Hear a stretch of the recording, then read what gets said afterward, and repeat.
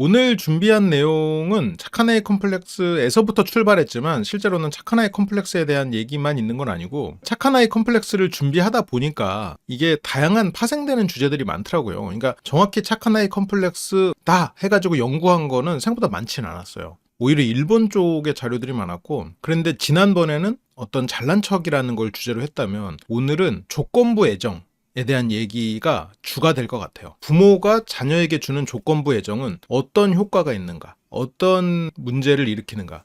그래서 우리가 자기 양육이라는 개념으로 어떤 애착을 안정화시키자라는 이론들을 혼란형 애착이나 인생 PT를 할 때도 그런 걸 많이 가르쳐 드렸었잖아요. 근데 내가 나 스스로에 대해서도 어떻게 생각해야 될지, 자녀를 키우시는 분은 자녀를 키울 때 어떤 식으로 이 아이와 소통을 해야 될지, 한편으로는 또 칭찬을 하고 이 아이를 어떻게 성장을 시킬지, 그리고 나 스스로에 대해서도 마찬가지. 그래서 그거에서 우리는 조건부 애정을 굉장히 많이 활용을 하잖아요. 나 스스로도 내가 이거를 해내면 나는 좋은 사람이 될 거야. 나는 이거를 해야만 좋은 사람이 될 거야. 나는 이거를 하지 않으면 가치가 없을 거야. 이런 생각들을 스스로도 하거든요. 그래서 오늘은 이제 그런 것들이 어떻게 영향을 미치는지, 착한 아이 콤플렉스를 큰 묶음으로 여러 가지 내용들을 찾다 보니까 그게 이제 나뉘더라고요. 조건부 애정에 대한 이야기, 아이들이 어떻게 이제 부모화가 되어 가는가, 일찍 철든 아이들에 대한 이야기, 그리고 다른 뭐 일본이나 중국 연구들. 그래서 이렇게 좀 묶음으로 하다 보니까 시작은 착한 아이인 컴플렉스였지만 좀 재밌는, 우리가 어렸을 때 어떻게 영향을 받았고, 그리고 만약에 아이를 키운다면 어떻게 해야 될지,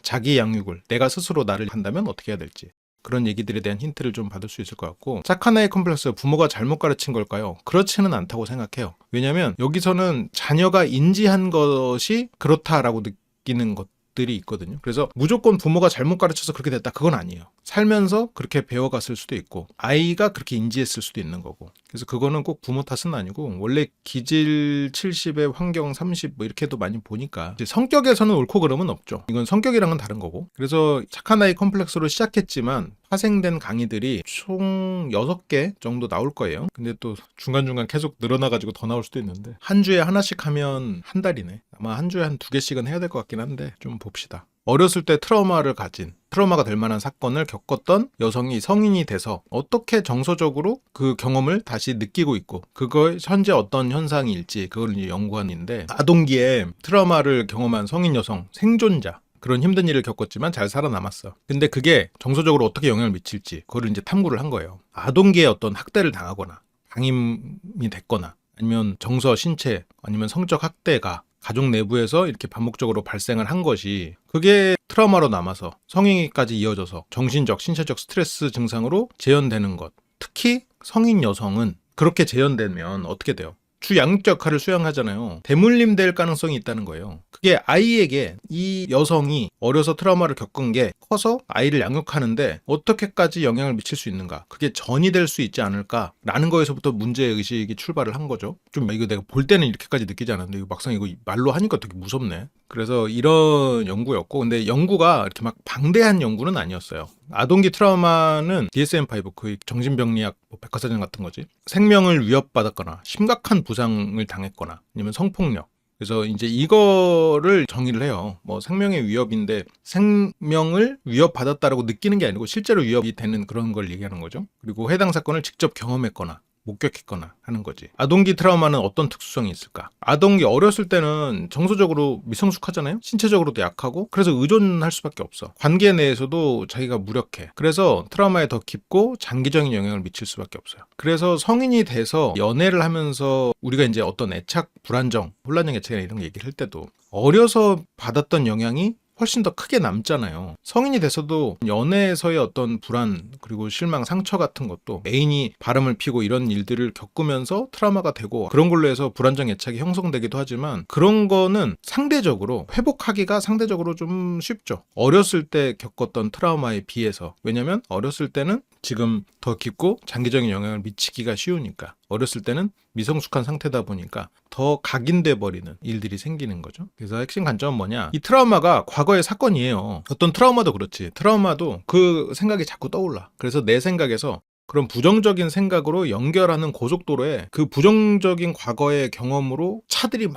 왔다 갔다 하는 거예요. 계속 그 생각을 떠올린다는 거지. 그래서 그걸 이제 자꾸 차단해서 그 고속도로가 폐쇄되게 만들어야 되는 거죠. 그 말처럼 과거 사건이 아니라 지금 현재 삶에도 반복 재현되는, 지금도 똑같이 관계 정서, 단적인 예로 인간이 무서워. 그러니까 누구를 만나도 이 사람은 나를 무섭게 나한테 행동할 거야. 그래서 의심하고 테스트해. 그러다가 이 사람이 그만 좀 해 하면은 역시 그럴 줄 알았어 라고 생각하는, 그래서 반복 재현되는, 그 재현은 누가 시켰어요? 어쩌면 본인이 만들어낸 것일 수도 있는 거예요. 어쨌건 이게 상호작용이니까. 그래서 정서는 지속적인 관계적인 흐름이고, 감정은 어떤 특정 상황에서 일시적 반응, 내가 오르는 그런 감정이고, 그래서 불안한 정서와 불안한 감정은 구분해야지. 불안한 정서는 그냥 계속 쭉 불안이라는 그런 기준값에 가깝다는 표현이죠. 성인 여성의 정서적인 불안정은 자녀에게 학대, 방임, 통제의 재현으로 이어질 수 있다. 이게 성인 여성만 그렇다는 건 아니고, 이 연구가 성인 여성만을 대상으로 했어요. 성인 여성 그것도 많이 하지도 않았어. 이렇게 좀 소수로 해가지고. 그래서 연구 방법을 보면은 아동이 트라우마를 겪은 성인 여성의 정서 경험 본질. 정서 경험 뭐예요? 감정은 어떤 호수에 일렁이는 순간적인 파동 이라면, 뭐 순간적으로 호수에 비가 오면 막 찰랑일 수도 있고 비가 그치면 잔잔할 수도 있잖아요. 근데 정서라는 건 그 호수 자체에 어떤 원래 호수에서 있는 호수의 모양, 항상 이 호수에는 안개가 껴 있어. 그러면 호수에 항상 껴있는 안개, 약간 이런 거지. 정서는 항상 이 호수에 가면 몽환적인 안개가 껴있어. 그게 이 정서고, 감정은 호수에 비가 오면 출렁인다거나 이제 그런 게 이제 감정인 거죠. 그래서 상담심리 학습 경험은 트라우마 치유와 정서 변화에 어떤 영향을 미치는가, 이거에 대한 연구를 한 거고, 연구 참여자는 2명밖에 안 돼. 그러니까 물론 우리가 이제 논문을 쓰고 있지는 않지만, 우리가 인생 PT를 통해서 여러분들이 어떤 면에서 이제 현실에서 그것을 적용하고 개선되는 거를 지금 계속 해오고 있거든요. 우리의 참여자는 이거의 100배 수지. 벌써 10개가 됐으니까 갑자기 뿌듯하군요. 그래서 아동기 트라우마 경험자, 그리고 PTSD, 자가 진단을 했을 때 심한 수준인 사람, 그래서 현재도 그 트라우마가 재현되고 있는, 그 재현도가 심한 사람, 그리고 기혼, 자녀 출산, 양육 경험이 있는 사람으로, 그리고 상담 심리를 경험한 사람으로. 그러니까 상담 심리를 경험하는 게 어떻게 영향을 미치냐가 이 논문에서의 주제긴 해요. 이거는 그러니까 학술지 논문이죠. 이런 경우에는 연구가 작게 이루어지기도 하는 것 같아요. 그러니까 이게 사회과학 쪽 논문이랑 공대 쪽 논문 이런 게 좀씩 다르거든요.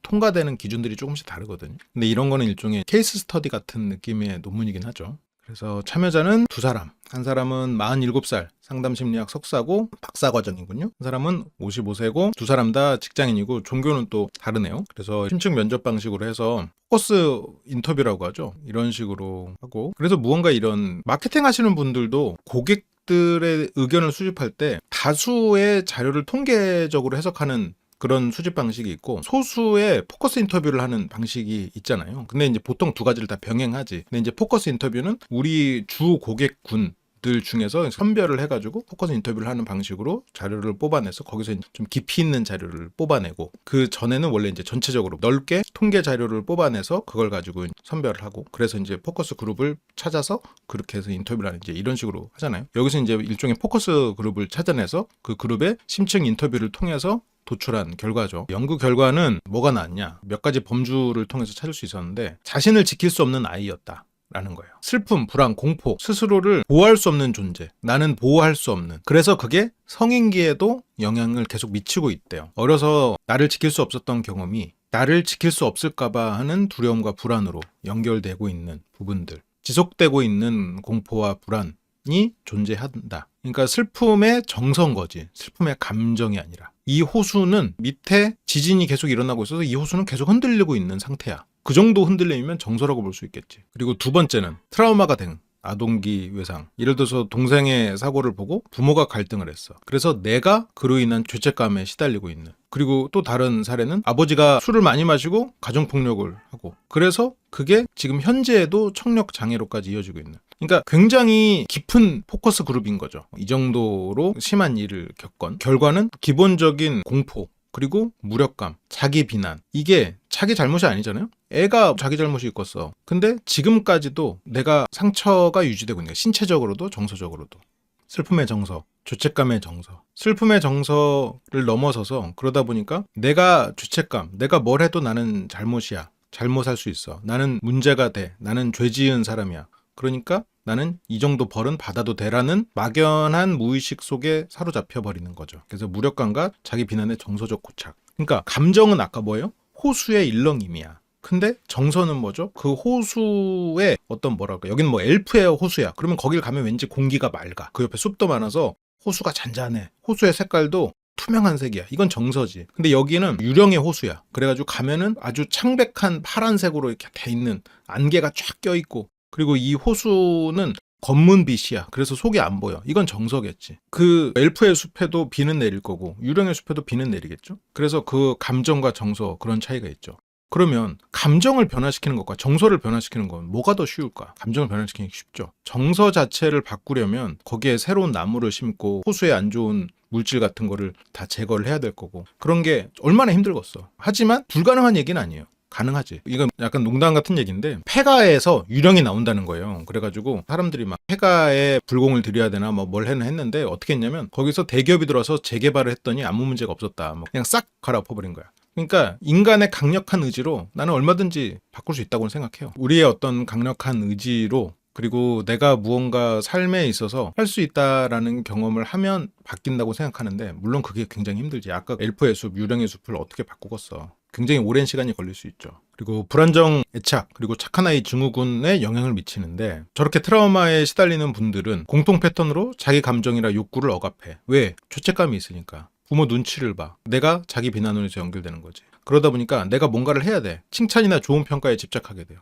그러다 보니까 부모 마음에 들기 위해서 내 감정을 억압해요. 착한 아이가 되어야만 했다. 기본 욕구를 표현하지 못해요. 이게 착한 아이 컴플렉스의 결과 범주로 연결될 수 있는 얘기가 되는 거죠. 이렇게 되면. 앞에서부터 쭉 이어지는 내용이에요. 그리고 또 네 번째. 대인관계가 그래서 어려워져요. 성인이 돼서. 여기서 보면 감정 표현 못해요. 감정 표현 억압했어. 착한 아이. 그거는 성인이 돼서는 크게 보면 두 가지로 나타나요. 모든 사람의 욕구를 수용하는 사람, 혹은 모든 사람에게 욕구를 수용할 수 있는 멋진 사람. 두 가지. 착한 사람, 멋진 사람. 두 가지 방향성이 있잖아요. 그래서 지난번에 하나의 컴플렉스의 어떤 잘난 척으로 파생될 수 있는 걸 얘기했었고, 그래서 대인관계가 어려워요. 감정 표현을 못하니까 의사소통이 어려워. 이 사람과 소통을 해야 되는데, 기본적으로 자기를 비난하고 있다 보니까 이 사람이 나를 혹시라도 비난하는 방식이 되면 거기서 확 터져버릴 수도 있어. 내 스스로를 비난하는 걸 들키지 않기 위해서 다른 사람 눈치를 보게 되고, 그런데 그 눈치가 다른 사람들이 나를 어떻게 볼까 하는 그 나를 중심으로 한 눈치에만 있다 보니까 실제로 다른 사람들이 어떤 생각을 하는지에 대해서는 잘 몰라요. 눈치를 보는데 정작 타인의 생각을 읽지 못하는, 그래서 어려워지는 거죠. 타인의 오해를 피하기 위해서 그냥 가짜로 이해해버려. 이해하는 척 해버려. 관계를 피해. 그래서 힘드니까. 때리는 사람을 좋아하면 맞는 걸 즐기는 척하는 사람도 되겠죠. 근데 그건 너무 극단적인 예시인데, 그 정도의 극단적인 케이스가 있을 수는 있을 것 같아요. 그게 예를 들어 어떤 거냐면, 때리는 남편, 때리는 아내와 관계를 깨지 못하는 사람들, 그 경우가 있을 수는 있을 것 같아요. 근데 그렇다면 때리는 사람을 만나서 마음 한구석에 힘들지만 안정감을 느끼는, 폭력의 호수에서 살던 사람은 폭력의 호수를 만났을 때 고향에 간 것 같은 느낌을 받겠죠. 폭력의 호수로 돌아간 것 같은 느낌. 그리고 그 폭력 끝에는 또 그래도 나는 너를 사랑해서 그랬어라는 안정감. 그거를 통해서 안정감을 찾는 케이스가 있을 수는 있을 것 같아요. 근데 맞는 걸 즐기는 척 하지는 않겠지. 그거랑은 좀 다른데, 매 맞는 아내가 이해 못하는 게 그런 케이스들이 있죠. 그렇고 자녀 양육도 어려움을 겪을 때가 있죠. 불안하니까 과도하게 통제해. 그리고 안정과 성취 강박. 감정 공감 힘들어. 왜냐면 내가 해보질 않았으니까. 정서적인 학대가 전이할 수 있어. 반대로 그걸 안 하기 위해서 스스로 강박적으로 행동하기도 하고, 일단 장영역은 어려운 건 내가 배우지 못했다라는 게 하나가 있고, 그리고 얘는 나처럼 키우지 않고 싶다라는 게 있지. 그리고 신체화 증상, 만성 두통, 그리고 갑상선 이상, 관절 통증, 피로 짜증으로. 근데 아까 보였던 그 연배 분들이면 관절 통증은 그냥 당연할 것 같긴 한데, 내 케이스인가 이건? 왜냐면 이분들은 자기 스스로를 돌보지 않아. 그래서 좀 아프거나 이럴 때 자기를 쉬게 하지 않으니까, 타인 평가에 대해서 신경을 쓰니까 기본적으로 예민해. 그래서 상담 심리학과 이런 걸 통해서 자기 위로와 감정 수용, 자녀에게 사과와 공감, 자아 회복으로 됐다. 근데 이거는 꼭 상담 심리학을 통해서만 되는 건 아니죠. 우리가 지금 하고 있는 것도 이런 작업들이지. 나를 이해하고, 나를 위로할 수 있고, 나를 비난을 멈출 수 있고, 어떤 감정을 배우고, 그리고 내가 자녀든 부모든 사과하고 공감하고 서로가 대화가 가능해지고 그러면서 이제 자아 회복이 되는 이런 내용들이 여기에는 담겨 있어요. 그래서 트라우마가 불안정 애착을 만들고 착한 아이 증후군으로까지 이어질 수 있고, 죄책감과 수치심이 자기 억제를 하고 관계에 있어서의 문제를 만들고, 내가 그래서 이제 통찰을 통해서 정서를 조절하면 자아 탄력성, 내가 스스로 회복해 나가는, 그게 우리가 앞에서 봤던 혼란형 애착이나 이런 강의에서도 봤던 자기 양육 방식이겠죠. 그리고 여기에도 정서 조절이 들어가. 이런 내용이 있었고요. 저는 개인적으로 뭐 이런 케이스 스터디 같은 거 좀 재밌는 것 같아요. 저도 뭐 상담을 하면서 많은 케이스들을 보지만 이렇게 전형적인 케이스들 이런 거 보면서도 또 많이 배우죠.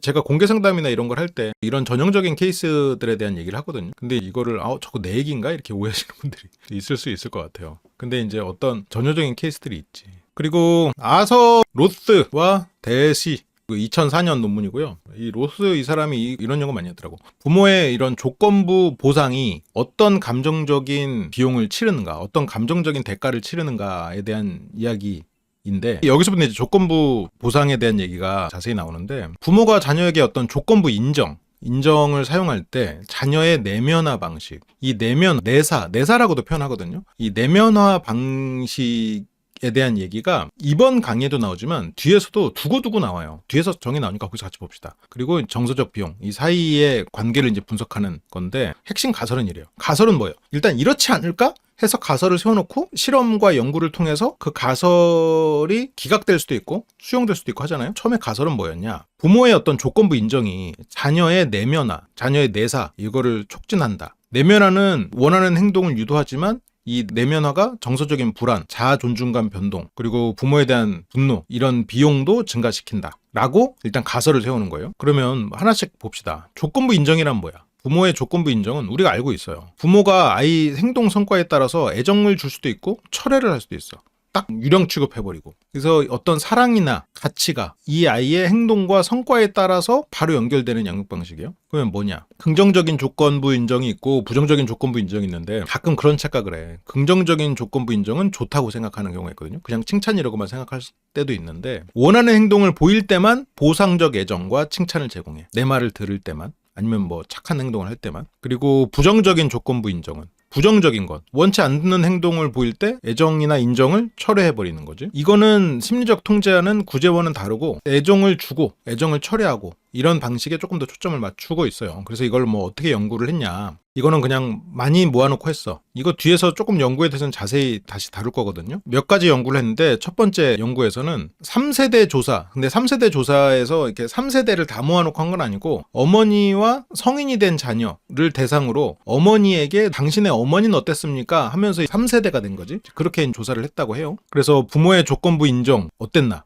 당신의 어머니는 당신에게 조건부 인정을 했나요? 그래서 어머니는 회상을 하는 거야. 조건부 인정이라는 게 흥미로운 포인트는 그건데, 부모가 조건부 인정을 했냐가 중요한 게 아니고 아이가 조건부 인정이라고 느꼈냐가 이 연구에서 측정 항목인 거죠. 그래서 부모가 조건부 인정을 안 했어도 애가 조건부 인정이라고 느끼는 케이스도 있는 거예요. 그러니까 이게 참 부모가 힘든 거야. 그러니까 기질에 따라서 더 그렇게 인지할 수도 있는 거긴 하고. 자녀의 현재 지각, 성인 자녀의 보고. 그래서 현재 지각 뭐예요? 그렇게 느꼈다고. 자녀가 현재 조건부 인정을 받았다고 느끼는 거. 어머니도 내가 어렸을 때 우리 엄마가 나한테 이렇게 했다고 느끼는 거. 자녀의 어떤 내사, 내면화, 그리고 정서적 불안, 부모에 대한 분노, 자존감 변화 같은 게 다 이런 식으로 이제 측정을 한 거예요. 세대 간에 어떤 연관성이 있는지 봤고, 두 번째에서는 이걸 좀 더 확장했는데, 감정 조절이나 사회적으로는 어떻게 애가 행동하는지, 학업 성취는 어땠는지, 운동적인 측면에서는 어땠는지. 그러니까 실질적으로 얘가 어떤 조건부 인정을 통해서 학업이나 운동이 더 잘 되는지, 얘가 사회적 지능은 어떤지, 감정 조절은 어떤지까지도 더 확장해서 측정을 해본 거예요. 그래서 내면화된 조절이나 이런 것들 이제 쭉 측정을 한 거지. 조건부 인정은 부모가 행동에 따라서 애정 인정을 철회하는, 그거를 자녀가 지각하는 정도. 이건 자녀의 지각을 기준으로 했어요. 그럴 수밖에 없지. 왜냐하면 조건부 인정으로 아이에게 미치는 영향은 결국 아이가 지각하는 것으로 할 수밖에. 그게 이제 주관적이 될 수밖에 없는 부분이 있죠. 그래서 양육이 어렵기는 해. 그게 아이의 기질에 따라서 다르게 지각될 거거든. 그리고 내면화, 이 내사는 타인의 기준을 자기 기준처럼 받아들여서 내적 강박, 죄책감 기반의 동기가 된 상태. 그러니까 타인의 기준을 자신의 기준처럼 받아들이는 게 완전히 불필요하냐? 그거는 아니긴 하죠. 아이를 키울 때 어떤 그 기준을 만들어내고 그렇지만 저게 이제 내면화가 이제 너무 강하면 자기가 선택하고 자아가 없어지는 걸로 극단적으로 말하면 그렇게 될 수도 있겠죠. 타인의 기준을 내면화시켜가지고 내 기준인 것처럼 받아들이는 거지. 부모와 완전히 싱크가 되는 경우도 이제 그런 경우가 있고 그게 어떤 내적 강박이나 죄책감의 동기가 되기도 하고요. 그래서 결국 맞아요. 아이의 기질에 따라서 적절한 양육이 중요한 게 그래서 제가 항상 그런 얘기를 하잖아요. 아이를 관찰해야 돼. 부모는 엄청 실수해요. 나도 어려서 이렇게 생각해보면 특히 첫째를 키울 때는 나도 참 실수를 많이 했어. 지금 생각하면 불쑥불쑥 그러지 말걸. 그건 참 과했어. 그거는 좀 말을 했어야 되는데 이런 게 나도 이거 준비하면서도 불쑥불쑥 뛰어오르더라고. 둘째에 대해서는 그런 생각 별로 없어요. 왜냐면 나도 이제 어느 정도 배웠으니까. 나도 해봤으니까. 셋째가 만약 있었다면 더 잘했을 거는 같은데 근데 이제 문제는 내 체력이 안 따라주는 거죠. 스포츠카 같은 거네요. 할 수 있을 때는 돈이 없고 뭐 그런 거네. 근데 어쨌건 부모도 계속 배우는 거야. 계속해서 그 학습을 하고 그리고 그 안에서 배워가는 거고. 그래서 중요한 거는 그게 어떤 교육이론, 학습이론 그런 거를 막 배우고 그런 것도 물론 중요하겠지만 중요한 건 자기 아이의 기질을 잘 살펴보고 나의 어떤 이런 훈육이나 아니면 나와의 어떤 소통이 얘한테 어떤 영향을 미치는지를 계속 관찰해야 돼요. 되게 힘든 거야. 이게 정답이 있는 것 같지만 또 없거든요. 그러니까 정답이 아예 없는 건 아닌데 아이를 어떻게 하지 마라 그런 큰 정답은 있겠지만 그런데 그 안에서 진짜 더 나은 결과는 내가 꾸준히 관찰하는 거에서부터 나와요. 나 자신에 대해서도 마찬가지야. 나 자신에 대해서도 내가 남들의 기준에 맞추려고 하다 보면 내가 진짜 원하는 걸 찾지 못하잖아요. 내가 어떤 인간인지 뭐 자기계발서 읽으면 뭐 항상 뭐 미라클 모닝을 해야 되고 어쩌고 하지만 아니 나는 밤에 일하는 게 잘 되는데 그렇다고 또 맨날 밤에만 일하면 내가 좀 나중에 후회하는 일이 생길 수도 있는 거고 행동 실천은 조건부 인정 안에서 실제로 부모가 원하는 행동을 보이는 정도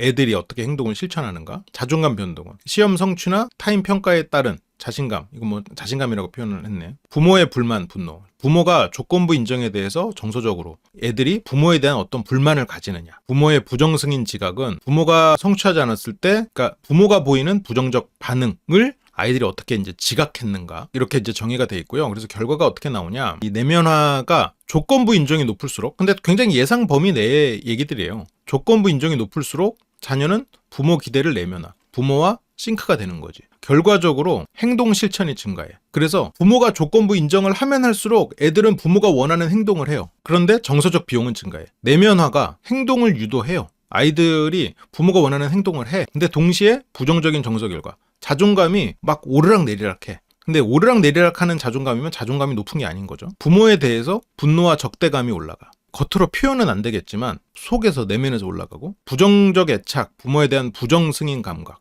부모에 대해서 정서적 비용이 올라가는 거지. 불안, 죄책감 중심의 동기체계. 내가 죄책감 때문에 하는 거야. 내가 불안하니까 하는 거야. 결국 강박의 원리랑 비슷하는 거지. 사랑, 승인 이런 게 조건부 행동에서 좌우되는 구조가 다닌 심리적 비용이야. 이런 비용이 생겨. 그러니까 얘가 행동이 오르니까 부모는 자기가 잘하고 있다고 생각하지만 그게 아이 내면에서는 자존감이 변동폭이 커지고 부모에 대해서 분노와 적대감이 올라가고 있고 그리고 이저런 부정승인 감각, 부정적 애착 그리고 불안과 죄책감으로 어떤 행동을 하게 되고 그런 게 이제 계속 올라가고 있다는 얘기죠. 근데 여기서 이제 이 매개 효과는 그냥 조건부 인정이 바로 이거를 키운다 이게 아니고 이 조건부 인정이 행동을 늘리고 줄이고 하잖아요. 조건부 인정이 애들의 행동을 늘린다 이게 아니고 그 안에 내면화가 중간에 존재한다는 거예요. 그래서 이거를 조금 더 설명적으로 설명을 하면 이 조건부 인정을 하면 애들이 엄마 말을 듣는다, 아빠 말을 듣는다, 행동을 한다가 아니고 조건부 인정을 하면 애들은 부모의 그런 인정으로 내면화가 일어나고 그래서 내면화로 인해서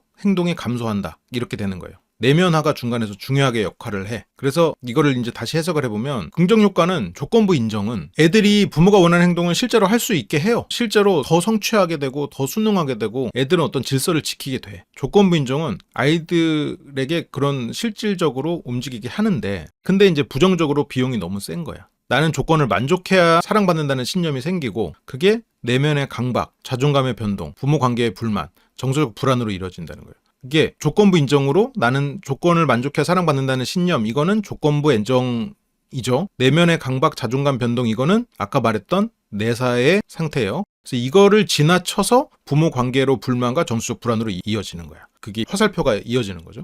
그 중간에 강박과 자존감 변동이라는 중간 섬을 지나서 부모 관계에서 불만으로 이어지는 거죠. 그래서 이게 이제 착한 아이 컴플렉스랑 연결을 하면 조건부 인정 이 정의 자체가 착한 아이 컴플렉스 형성 원리랑 상당히 가까워요. 착해야 스님 받는다 라는 거니까 이 내면화가 행동을 불러오는 건 맞아요. 그런데 그 행동이 활성화되지만 정서적 비용도 같이 올려버리지. 자존감이 오르락내리락하고 분노와 불안으로 이어지는 게 지금 수치적으로 검증이 된 거예요. 중간에 이 조건부 인정이 행동 정서로 이어져. 근데 이제 부모가 보기에는 얘네들이 내가 조건부 인정으로, 물론 스스로 조건부 인정으로 생각하지 않았겠지만 조건부 인정이나 이런 식으로 인정을 했을 때 얘네들이 행동을 하니까 이게 효과가 있네? 라고 생각하지만 그 중간에 얘네들이 거치는 이 내면화가 얘네들의 어떤 정체성, 행동, 감정 이런 부분에 좀 부정적인 영향을 많이 미치고 있다는 거죠. 그래서 조건부 인정이 내면화, 이게 행동 실천이 증가되고, 근데 이런 것들이 정서적 비용이 있다는 거예요. 다만 이제 제한점 같은 경우에는 부모의 조건부 인정이 자녀가 어떻게 느끼는가를 기반으로 측정을 한 거예요. 그러다 보니까 이제 객관적인 행동하고는 조금 차이가 있지. 참 어려워 이게. 그래서 내면화는 그리고 좀 다양한 변수들이 좀 존재해요. 근데 그런 걸 다 측정하지 못한 거죠. 다양한 성격, 문화. 아무래도 우리나라는 조금 더 어떤 조건부 인정이 더 강력할 수 있을 것 같아요. 기본적으로. 그게 전체적인 그 문화적인 정서 자체가 좀 그럴 수 있을 것 같아. 그리고 사회적인 변수도 있고, 그리고 양적 설계, 질적 내면 경험 이런 게 조금 양적으로만 설계를 하다 보니까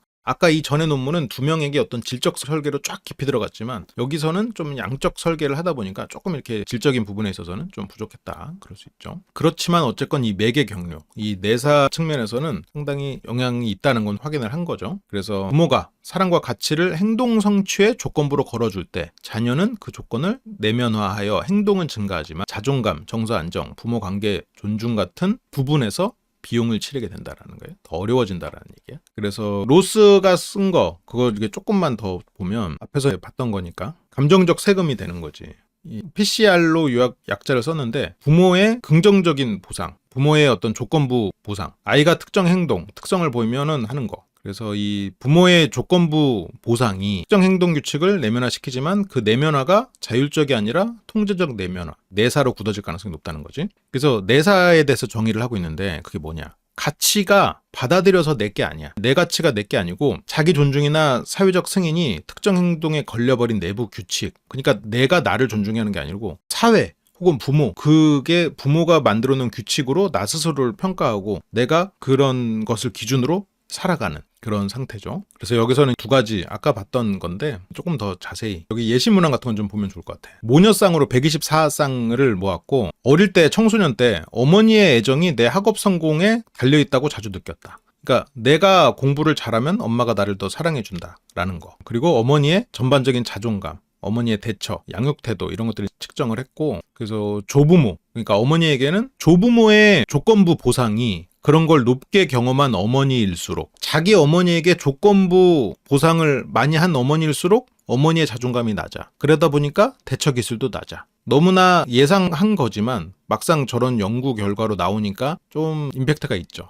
조부모가 저렇게 조건부 보상을 많이 한, 내가 조건부 보상을 경험한 어머니는 자녀에게 더 통제적으로 행동해. 자신의 대학생 딸에게도 조건부 보상을 사용하는 어머니로 그 딸이 지각해. 근데 이거는 어쨌건 지각의 영역이긴 하니까 뭐 기질적인 부분도 있기는 하겠죠. 그래서 여기서는 그걸 이제 어떻게 해석하냐면 이 조건부 보상은 자신에게 부정적 영향이 있었잖아요. 부모에 대한 분노나 그런 걸로 남았잖아요. 자존감도 그렇고. 근데 그게 다음 세대 양육에 그대로 반복되는 거예요. 이거는 뭐 예상 가능한 범위였지만 막상 눈으로 보니까 좀 그렇죠. 임팩트가 있죠. 그리고 이게 내사돼서 경직된 방식으로 재현될 수 있다라는 거. 그러니까 안 그러려고 우리가 엄청 노력해야 되는 거야. 그러니까 노력하면 안 그럴 수 있죠. 2번째 설계는 2번의 설문을 했고 아까 봤던 학업, 스포츠 이런 쪽에서 조금 더 디테일하게 본 내용이고, 여기서는 아빠도 체크했어. 문항 예시는 감정 통제 같은 거는 내가 두려움을 보이거나 울지 않을 때 아빠 애정이 달려있다고 느꼈다. 뭔가 이런 감정 통제. 그리고 친사에 내가 돕고 배려하면 엄마가 평소보다 더 애정 승인을 보인다고 느꼈다. 약간 착한 애 컴플렉스가 만들어진 결과를 문항에 넣은 것 같죠. 내가 공부를 못하면 아빠 애정을 많이 잃을 것 같다고 느꼈다. 평소 운동 연습을 할 때마다 엄마 애정이 달려있다고 느꼈다. 이런 것들. 그렇고 신뢰도는 뭐 적당히 나왔고요. 그리고 내사는 내가 해야만 하는 느낌. 이걸로 내사를 측정했어. 자기결정성 이론에서도 내사 설명을 바탕으로 이렇게 이제 분석을 했는데, 그렇게 타인의 필요, 감정에 과도하게 민감해지도록 나를 강제로 만드는 무언가가 있다. 이게 약간 내사에 대한 설명이지. 학업도 열심히 공부해야 한다는 필요가 나를 통제해서 정말 하고 싶은 걸 포기하게 만든다. 그래서 운동도 해야만 하는 일처럼 느껴졌다. 그런 거고, 나는 분노를 억제하고 드러내지 않는 내 경향에 대해 진짜 선택감을 느낀다. 스스로 선택을 못한다가 되겠지, 만약 그러면. 자존감 변동에 대해서도 나는 어떤 날은 나에 대해 매우 좋은 평가를 하지만 다른 날은 매우 나쁘게 평가한다. 자존감이 막 오르락내리락 한다는 거죠. 그래서 어쨌건 그렇게 이제 쭉 측정을 했고요. 실패 후 죄책감도 마찬가지. 내 프로젝트가 중요해서 다른 사람 부탁 무시하고 만나주지 않는다거나 그런 것들. 그리고 성공 후에 짧게 끝나는 만족감. 짧게 끝나는 거. 만족감이 오래가지 않는다거나, 어떤 배려 있게 행동한 뒤에 좋은 감정이 곧 공허하거나 실망으로 바뀌는. 그래서 내가 무언가를 하고 이렇게 어떤 만족감이 오래가지 않는 거. 행동 실천도 지난 1년 동안 뭐 공부를 열심히 했다거나 뭐 이런 거지. 아빠는 늘 내 흠을 찾았다. 엄마는 사소한 일에도 화를 냈다. 분노, 원망, 분노 이런 거고. 결과가 어떻게 나왔냐? 조건부 승인이 내사와 정서적 비용 증가하는 대로 올라갔지. 이거는 다 일관된 패턴이 나왔는데, 이 조건부 애정이 내사와 대체적으로 연관성이 있었어. 조건부 애정은 다 내사를 만들어. 조건부 인정과 선택감, 자율적 조절은 유의한 경우 모두 부적 상관. 무슨 말이야? 조건부 애정을 하면 얘네들이 자율적으로 조절하는 능력이 떨어진다는 거야. 조건부 애정을 하면 얘네들의 내면의 어떤 내적 강박에 가까운 내사가 당연히 늘어나고, 얘네들이 자율적으로 조절하는 능력은 떨어지고, 내사와 동반 지표들은 짧게 끝나는 만족감. 조건부 애정이 커질수록 얘네들은 어떤 만족감을 느끼거나 스스로 잘했다는 자부심이나 이런 게 금방 끝나요. 지속되지 않아. 그리고 실패 후에 죄책감과 수치심이 더 강해지고 자존감이 따라가. 모두 다수가 유의한 차이를 보였어요. 행동 실천에서는 이 감정 통제, 그리고 사회적 모습들, 그리고 운동 이런 거에서는 조건부 보상이 유의했대요. 무슨 말이에요? 당장 내가 얘네들한테 조건부 보상을 주면 열심히 운동한다는 거야. 열심히 감정을 통제한다는 거고, 효과가 있다는 거예요. 이제 다만 어떤 행동 변동을 설명하는 다른 요인도 있을 수 있다. 근데 이 직접 경로가 아니고 내사를 꼭 거친다는 거예요. 내사를 거쳐야만 얘네들의 행동으로 이어진다는 거지. 그리고 친사회 영역도 마찬가지고. 요약만 봅시다. 그래서 이런 것들이 결론은 하나예요. 내면의 강박을 만들어내지 않으면 얘네들이 행동으로 이어지지 않아요. 그러면 얘네들이 행동하고 있다는 건 얘네들이 내면의 강박이 조금씩 형성되고 있다는 얘기야. 그리고 이 조건부인이 부모의 원망으로도 이어진다는 거야. 이 SM은 이 방정식 이름이에요. 그래서 부모의 비승인을 지각하고 부모에 대한 원망과 분노가 유의한 정적 상관. 무섭다. 조건부 승인을 한 조건부 칭찬, 조건부 그런 거를 하면 부모에 대한 원망과 분노가 유의하게 같이 올라간다. 어떤 영역이 특히 강한가? 감정통제 영역이 부모의 비승인 지각과 유일한 고유 예측변은. 그래서 애들이 감정을 통제하고, 근데 감정이 통제되는데 원망과 분노가 들어. 그러면 어떻게 돼? 내면에서 쌓인다는 얘기지. 나중에 이제 빵 터져버리는 거지. 그래서 조건부 승인이 분노로 가고, 여기 조건부 승인으로 가고, 그렇습니다. 그래서 요약 결론을 보면 저자는 이렇게 결론을 내렸어요. 아이가 부모가 나에게 어떤 조건부로 승인해준다고 느끼면 일반적인 비승인 감각이 생기고, 그게 원망과 분노를 촉발한다. 그래서 내가 인정받지 못한다는, 왜냐면 인정받아도 그 만족감이 오래가질 않으니까 계속해서 자기 비난 사이에 있고, 이게 부모를 원망하는 것으로 나중에 터져나오는 거야. 그래서 조건부 사랑이 내사, 강박적 착함으로 이어져 버리는.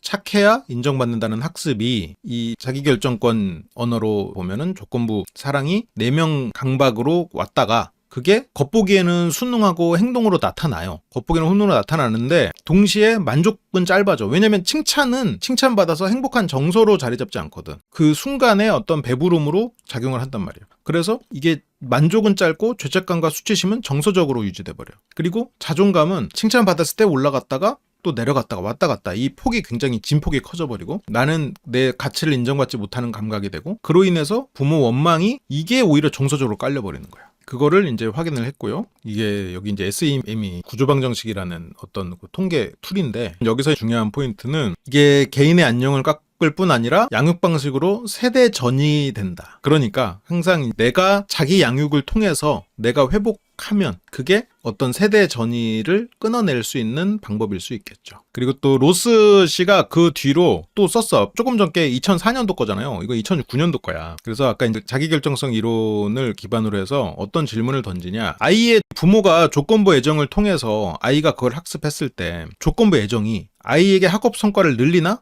방금 우리가 봤지만 그걸 이제 5년 후에 또 그걸로 이제 다시 논문을 발표하셨어. 어떤 내용이 더 들어갔나 봅시다. 조건부 긍정 애정, 긍정으로 애정하는 거는 잘했을 때 칭찬하는 거, 칭찬을 더 주는 거. 이거를 여기서는 이제 CPR이라고 부르기로 했고, 실제로 다른 데서도 막 그렇게 쓰이는 용어는 아닌 것 같아. 조건부 부정애정, NR이라고. 못 미치면은 철회해야 하는 거고. 그러다 보면 내사된 조절. 그게 뭐야? 원해서가 아니라 내가 이걸 하고 싶어서 하는 게 아니고 불안하니까 하는 거야. 내가 이걸 안 하면 죄책감이 들어서 하는 거야. 내가 이걸 안 하면 자존감이 내려가니까 하는 거야. 그리고 자율적 조절은 뭐야? 이거를 내가 내 거니까 하는 거지. 내가 이거를 그래 내가 할 만하니까 하는 거지. 이렇게 해서 수행하는 거. 그러니까 이게 좀 반대되는 개념으로 쓰이고 있죠. 그래서 연구 설계는 표본이 중고등학생, 이번에 중고등학생, 아까의 연구는 이렇게 대학생, 성인을 대상으로 이렇게 3세대를 했다면 여기서는 학생과 실제로 이제 그 학생들의 실제 학업 상태를 가지고 조사를 한 거예요. 부모가 보고를 하고 학생도 자기 보고를 하고 이걸 통해서 뭘 비교했냐? 긍정적인 조건부 평가, 부정적인 조건부 평가를 비교해. 그래서 얘네들의 내사된 동기, 이게 부모 싱크 그거지. 그리고 자율적인 동기, 이거를 비교해 보는 거예요. 그래서 이게 단기 성과랑 정서적인 비용 이런 것들을 이제 비교해 본 거예요. 얘네들에게 부정적인 조건부 평가와 긍정적인 조건부 평가가 어떻게 다를지, 얘네들의 동기가 내사된 동기랑 자율적인 동기랑 어떻게 다를지, 그리고 이게 단기적인 성과에는 어떤 영향을 미칠지, 얘네들의 장기적인 어떤 정서적인 거라는 좀 장기적인 거잖아요. 그런 거에 이제 어떤 비용을 불러일으킬지 이런 거에 대한 이제 비교를 쭉 한 논문이에요. 그래서 측정 변이는 조건부 애정, 영역은 학업에서만. 잘하면 더 따뜻해지고 칭찬이 늘어나. 못하면 차가워지고 실망을 드러나. 이걸 구분했어. 척도를. 학생이 부모의 반응을 지각한 척도로. 못하면 스스로가 한심해질 것 같아서 이거는 내사된 거고, 실망시키면 죄책감이 들어서. 자율적은 공부가 중요하다고 느껴서 내 목표에 도움이 된다고 생각해서 이게 이제 자율적인 거고. 그래서 학업 성과에는 실제로 과제 노력, 수업 참여 이런 거에 성적이나 이런 거 교사가 평가해가지고, 정서적인 결과는 시험이 얼마나 불안한지, 부정 정서가 어떤지 이런 것들을 쭉 했는데 결과가 어떻게 나왔냐? 행동은 늘어요. 하지만 방식이 달라. 둘 다 이게 긍정적인 조건부 애정이든 부정적인 조건부 이런 승인이든 둘 다 학업 노력과 수능을 다 증가시켜요. 그런데 그 동기의 질이 좀 달라. 이 조건부 승인을 통해서는 내사된 조절이 높아져요. 그런데 이 자율적 조절은 약하거나 자율적 조절에 대해서는 비일관. 여기서도 이제 비일관이 된 거는 자율적 조절을 잘 하는 것처럼 보이려는 아이들이 있었을 수도 있다고는 생각해요. 여기서 내린 결론은 조건부 애정은 애들을 공부하게 만들지만 왜 공부하는지는 왜곡한다 라는 결론이. 그리고 이게 첫 번째 결론. 어쨌건 공부의 의미에 대해서 달라지는 거지. 그러다 보니까 이 조건부 애정을 통해서 공부하게 된 애들은 약간 더 올라갈수록 성적이 좀 떨어지게 되는 경우도 있을 수도 있겠다라는 좀 추론은 가능한 것 같아요. 그러니까 내가 어떤 자율적으로 하려는 게 아니니까. 정서적 비용은 CNR 뭐예요? 아까 부정적인 너 이거 안 하면 안 돼. 안 했을 때 어떤 애정이 철회되는 방식. 부정적 조건부 애정이죠. 부정적 조건부 애정에서 정서적 비용이 더 크게 발생해. 왠지 그럴 것 같죠, 근데 이건. 부정적 조건부 애정이 특히 시험 불안이 되게 올라가고 실패 후에 수치심, 죄책감, 부모에 대한 긴장, 두려움이 더 많이 눈에 띄게 올랐다고 해요. 이게 긍정적인 조건부 애정도 비용은 있는데 이 부정적 조건부 애정이 강한 애들이 더 일관되고 더 강한 이런 문제들을 일으켰대요. 좀 예상 범위 내죠. 원래 좀 연구들이 그래. 이걸 저렇게 막 연구를 해야지 않아? 하지만 연구를 하면 이제는 이거는 확실하게 근거로 쓸 수 있게 되는 거니까. 조건부가 아예 없어질 수는 없어. 근데 맞아. 매개 경로인데 조건부 애정. 여기서도 내세된 조절. 조건부 애정으로 정서적 비용이 올라가는 게 아니라 조건부 애정이 얘한테 내세된 조절이 되고 정서적 비용으로 가. 그럼 예를 들어서 조건부 애정을 부모가 했어요. 근데 애는 이게 내사가 안 돼. 자율성이 엄청 큰 애야. 그래서 그게 내사된 조절로 가지 않아요. 그러면 정치적 비용이 없는 거예요. 예를 들어서 이건 좀 극단적인 예시인데 얘가 막 자율성이 어마어마해. 그래서 뭐 완전 뭐 방골로 보일 정도로 막 그래. 그러면 저기서는 또 다른 결과가 나올 수가 있는 거죠. 그리고 조건부 애정이 어떤 자율적 조절로 가서 성과, 이거는 안 된다는 거예요. 조건부 애정이 성과로 이어지는 거는 자율적 조절로 가서 성과로 이어지는 경우는 없다. 그래서 성과 증가는 내사된 조절 덕분. 부모와의 싱크된 거지. 그래서 저자는 이거에 대해서 무슨 얘기를 했냐. 부모가 기대에 맞추면 따뜻해지고 아니면 멀어진다는 신호를 이런 걸 주면 아이는 어떻게 돼요? 사랑을 잃지 않기 위해서 공부해. 이는 자율성 침해이자 자기 가치의 조건화. 자기가 어떤 조건 하에 있을 때만 가치 있는 사람이 되는 걸로. 그래서 이게 결과적으로는 단기 성과를 얻을 수는 있대요. 근데 장기적인 학습 지속성, 정서 건강은 손상돼. 왜 학습 지속성에 손상이 오냐? 내가 왜 공부하는지 그 이유가 왜곡돼 있으니까. 그리고 정서 건강, 부모에 대한 원망과 분노가 겉으로 표현되지 않지만 밑에서 부글부글 커지고 있는 상태가 되는 거고요. 그게 이제 2004년도 것과 비교를 해보면 여기서는 부정과 긍정으로 나눴었고 그게 좀 차이가 있죠. 합치면 착해야 사랑받는다, 잘해야 가치 있다, 이런 착한 A의 성취 결박이 이어지는 거고. 그렇고 또 넘어가 볼까요? 그러니까 이게 결국 어떤 이런 조건부 사랑 하에서의 착함이나 성취는 생존 전략인 거야. 우리가 이전에 착한 아이 컴플렉스 잘난 척 거기 파트에서도 착한 아이 컴플렉스가 생기는 그 과정에서의 이유는 생존에서부터 출발한 어떤 전략이었죠. 또 세 번째로 넘어가 볼까요? 이번에는 방대한 그런 얘기이긴 한데 우리가 이 전까지는 좀 포커스된 내용들이었잖아요. 여기서는 이제 조건부 애정에 대해서 좀 자료들을 많이 모아가지고 정리한 그런 논문이에요. 나 혹은 자식의 기질이 조건부 사랑을 중시하는지 안 하는지 어떻게 알 수 있을까요? 중시한다는 게 뭐지? 그게 효과적인가? 대화를 해보면 조금씩 얘가 무슨 얘기를 하는지 뭘 원하는지에 대해서 알 수 있지 않을까? 어떻게 영향을 미치고 있는지. 조건부 사랑이 효과적인가에 대해서는 두 가지 측면이 있을 것 같아요. 하나는 성과가 나오느냐, 그리고 얘에게 어떤 내사된 결과를 하느냐. 근데 내사된 거는 진짜 포커스 인터뷰를 통해서 찾을 수 있을 거고, 성과는 눈에 보이는 거고, 얘가 이걸 왜 하는지, 어떤 필요성을 가지고 하는지 그런 대화를 해볼 수는 있을 것 같아. 조건부 애정은 전반적으로 긍정과 부정 결과 어디에 더 강하게 연결되나, 결과가 다른가, 연령, 성별, 문화, 연구 설계에 따라서 다른가. 그래서 이거를 한 30편 넘게 연구들을 쭉 찾아가지고 정리를 한 논문인 거예요. 자신이 조건부 사랑이 효과적인지 알려면 내가 성과를 언제 내는지를 측정해보면 그게 어떤 나의 조건부 사랑이 효과적인지 알 수 있겠지. 내가 그런 성과를 언제 낼 수 있는지, 내가 어떤 방식으로 스스로 방향성을 설정할 수 있는지는 본인이 뭘 굳이 측정해야 되지 않을지는 않을 것 같아요. 그건 이미 알고 있지 않을까? 그래서 여기서는 다양한 국가 그리고 다양한 연령기 이런 내용들을 쭉 모아서 했는데 이것도 이번에 이제 결론만 한번 쭉 보면 전반적인 효과의 방향성은 조건부 애정은 부정적인 결과다. 중간 정도 이상의 정적 상관. 조건부 애정이 늘어나면 부정적인 결과도 늘어난다는 거지. 그래서 내가 불안, 우울, 수치심 이런 것들이 높으면 내가 지금 조건부 애정이나 이런 보상을 통해서 스스로를 컨트롤하면 안 되겠죠. 근데 이런 걸 별로 안 느껴. 그냥 성과만 높아. 근데 그런 경우에는 또 감정이 억압되어 있는 경우도 있으니까 감정을 좀 들여다볼 필요는 있을 거고. 그래서 효과는 다 일관적이야. 연구 간에 좀 이질성은 있지만 거의 대부분 이게 조건부 애정이 부정적인 결과로 이어진다는 거야. 결론은 조건부 애정은 정수적 비용하고 구조적으로 연결된다. 앞에서 봤던 내용이죠. 거의 대부분의 이런 관련된 연구에서는 이런 답을 보여준다는 거죠. 아까는 우리가 중요한 거 한두 개만 봤지만, 그리고 긍정적인 결과도 있어요. 수능, 노력, 성과는 있는데 이거는 약간 약하거나 중간 정도. 그러니까 수능하고 얘가 더 노력하게 되는 부분. 그래서 이거는 약한 중간 상관계. 그러나 이 자율적 동기, 심리적 안녕, 이런 장기 적응하고는 연결이 약하거나 유의가 없어. 얘네들이 조건부 애정을 했을 때 자율적 동기가 올라가지 않아요. 심리적으로도 안정적이지 않게 되고. 그래서 행동은 늘 수 있지만 질은 좋아하지 않는다. 그러면 무슨 얘기야? 지속되지 않을 수 있다는 얘기지. 저걸 지속하는 동안 힘들 수 있다는 얘기고. 긍정, 부정, 조건부 애정에 대해서는 어떻게 차이가 있냐. 조건부 애정, 부정적으로 했을 때 가장 부정적 효과가 커요. 조건부 애정을 할 거면 차라리 긍정으로 하라는 거지. 근데 뭐 긍정을 하라는 건 아니고. 조건부 부정 애정은 불안, 우울, 수치심하고 가장 상관관계야. 애정 철회 경험이 정서 안정감을 직접적으로 깨트려버려. 그래서 우리가 이제 이혼수능 캠프에서도 그 장면이 있었잖아요. 아이가 뭔가 잘못했을 때 애정 철회를 하는 방식으로 아이를 훈육하는 부모를 봤단 말이에요. 그런 모습들이 종종 나왔단 말이야. 그게 아이의 정서적인 안정감, 저거를 직접적으로 깨트려버려. 그래서 그런 거를 행동을 해서 애가 착하게 행동을 하면 애가 좋은 아이가 되는 것 같아 보이죠. 그런 부모 입장에선. 결과적으로 어때요? 아이는 망가지고 있는 거야. 아이 내면에서 겉으로 표현하진 않지만 분노가 올라가고 있는 거지. 조건부 긍정 애정은 상대적으로 효과 크기가 작지만 여전히 똑같다는 거야. 자존감 조건화되고 내세된 동기 증가와 연결돼 있고. 부정 애정보다는 효과 크기 자체는 작은데 방향성은 똑같다는 거지. 그래서 칭찬으로 포장된 조건부 애정도 무해한 건 아니다. 이것도 해롭기는 마찬가지인데 해로운 정도가 좀 차이가 있다는 거죠. 조건부 부정 애정보다는 그래도 나은데 그래도 유해한 부분에서는 같다는 거예요.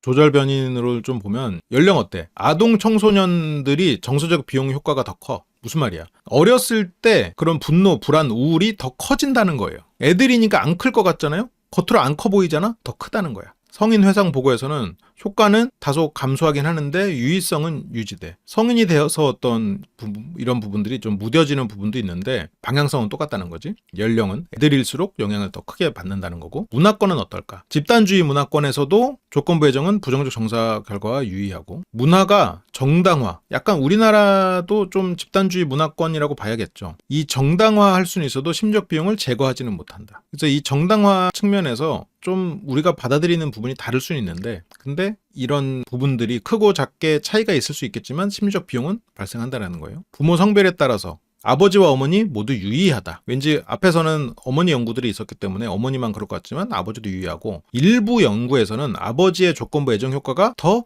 크게 나타나기도 해요. 일부 결과에서는. 근데 이렇다고 해서 아버지의 조건부 애정의 효과가 더 크다 이건 아니고, 일부 결과에서 그런 거니까 이거는 어느 쪽이 더 크다라고 보기는 이걸만 봐서는 모르는 거죠. 아마 저것도 어떤 조건 하에서 아버지의 조건부 애정이 더 크고 이럴 수는 있을 것 같아요. 그거는 어떤 변수가 거기 포함되어 있는 건지는 모르겠어. 그거는 어떻게 여기서는 알 수 없는 거죠. 그래서 저자들의 결론으로는 뭐가 나오냐면, 조건부 애정은 단기 수능은 얻는다. 그렇지만 정서적으로 동기적 비용이나 이런 게 다 발생한다는 거예요. 정서적인 비용은 뭐예요? 불안, 우울, 죄책감 이런 게 정서적인 비용이지. 동기적 비용은 뭐예요? 얘가 왜 이걸 하는지 몰라. 이걸 왜 해야 되는지 몰라.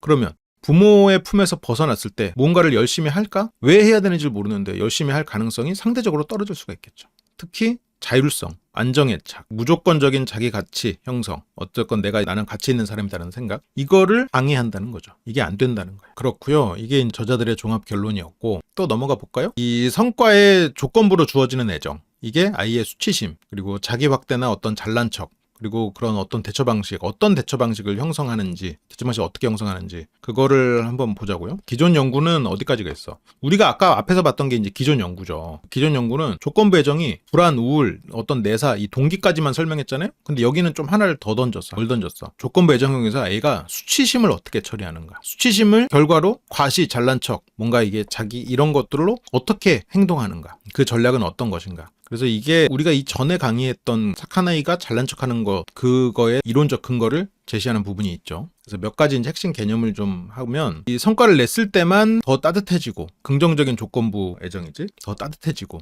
더 성과를 냈을 때만 더 자랑스러워하고, 성과를 냈을 때만 애정 표현을 하고, 이런 것들. 잘했을 때 나만 가치 있다고 생각하게 돼버리는 거. 수치심, 실패했을 때 내가 잘못했다가 아니라 내가 문제다. 그게 부끄럽다는 걸로 이어지는, 내가 가치 없다는 걸로 이어지는 자기평가. 자기 확대나 잘난 척은 자기 성취를 과장하고, 그리고 반복해서 내가 이만큼 잘했다고, 그리고 타인과 비교, 내가 얘네들보다 더 나은 사람이라는 거를, 그런 거를 하는 거. 우리가 그냥 부모의 인정 욕구에서 아까 뭐 우울이나 이런 게 커지고 이래서 얘가 굉장히 무기력한 모습으로만 생각했지만, 저런 식으로 잘난 척하는 모습으로 이어질 수 있다는 거를 지금 보여주고 있는 거죠. 그래서 여기서 자기 확대나 잘난 척은 수치심을 누르기 위한 방어. 그래서 이거는 이제 어떻게 연구를 했냐면, 초중등 학생들 중심으로 했어요. 학생들이 자기 보고 하기로 하고, 연구는 설문 연구로 했고요. 부모의 조건부 긍정 애정, 시험을 잘 보면 부모님이 나를 더 좋아하는 것처럼 느껴진다는 거. 수치심은 어떻게 측정했어? 나는 뭐 부끄럽다, 숨고 싶다, 실패했을 때 이런 얘기고, 자기 확대는 내 성적을 다른 사람보다 더 강조한다, 잘한 일을 여러 번 언급한다. 대처 전략은 문제 중심인지 정서 회피인지, 그리고 자기 확대 기반 대처인지. 그러니까 문제 중심 대처는 뭐예요? 내가 이 문제를 가면 어떻게 잘할까? 정서 회피는 나는 아무렇지 않아 라고 억압을 한다거나, 자기 확대 기반은 뭔가 더 이렇게 과시하고 과장하고 이런 것들이죠. 결과는 어떻게 나왔나? 조건부 애정은 수치심을 올린대요. 우리가 지금까지 봤던 얘기랑 똑같아.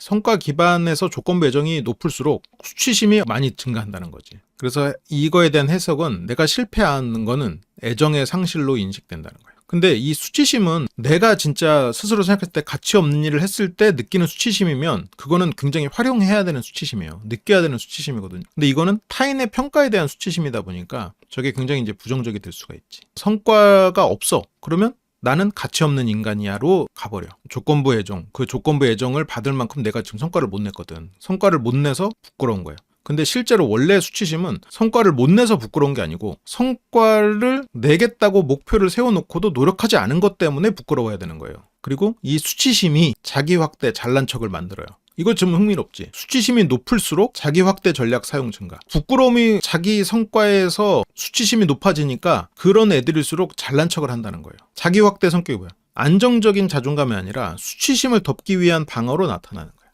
자존감이 높아지는 게 아니고. 자기 확대는. 그러면 잘난 척하고 나는 얘네들보다 더 잘났어. 나는 너네들이 생각하는 완벽한 여성이야. 완벽한 남성이야. 이런 인기 있는 여성이야. 라고 하는 게 결국 그 사람 내면에 있는 깊은 동의는, 심리는 수치심이야. 그래서 누가 재수없게 잘난 척을 한다. 그럼 무슨 생각하면 돼?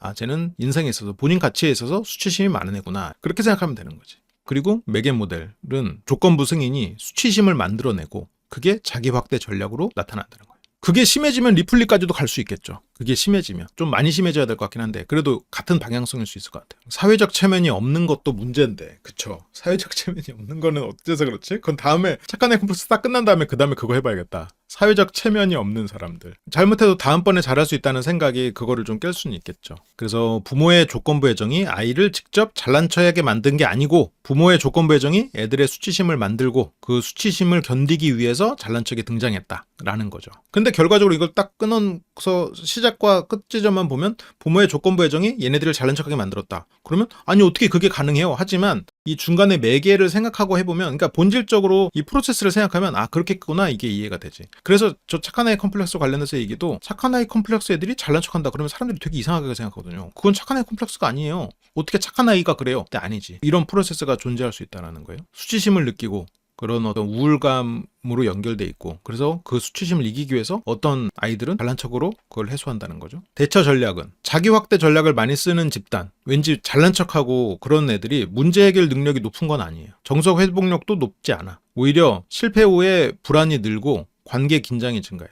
내가 잘난 척을 하기 때문에. 잘난 척은 적응이 아니라 방어인 거야. 그래서 그 순간에 어떤 수치심을 방해하고 혹시라도 수치스러운 일이 생길까봐를 미리 방어하는 거야. 잘난 척이라는 일종의 갑옷인 거지. 그래서 착한 아이 컴플렉스 잘난 척, 이게 도덕적 문제가 아니라 수치심 조절 전략으로 설명을 했고요. 잘해야 사랑받는다. 근데 그게 아니고 잘해야 사랑받는다. 이게 이 논문에서는 못하면 나는 사라진다 라는 걸로 연결을 해가지고, 그래서 잘난 척으로 존재를 증명하려고 해요. 그래서 이 논문에서 만든 이 최종 모델은 조건부 애정이 생기면 수치심이 늘고 수치심이 잘난 척으로 연결된다 라는 게 이 논문에서 연구로 이제 드러난 거죠. 그리고 또 볼까요? 좀 또 더 최근 논문으로 오면 부모의 자존감이 아이의 성취에 걸렸을 때 조건부 애정과 심리적 통제를 더 많이 사용하게 된 그런 메커니즘을 검증을 했는데요. 그래서 이게 뭘 질문했냐? 가설이 뭐냐? 부모가 아이 성취에 자기 자신의 가치를 걸수록 어떤 양육 행동이 나타나는가?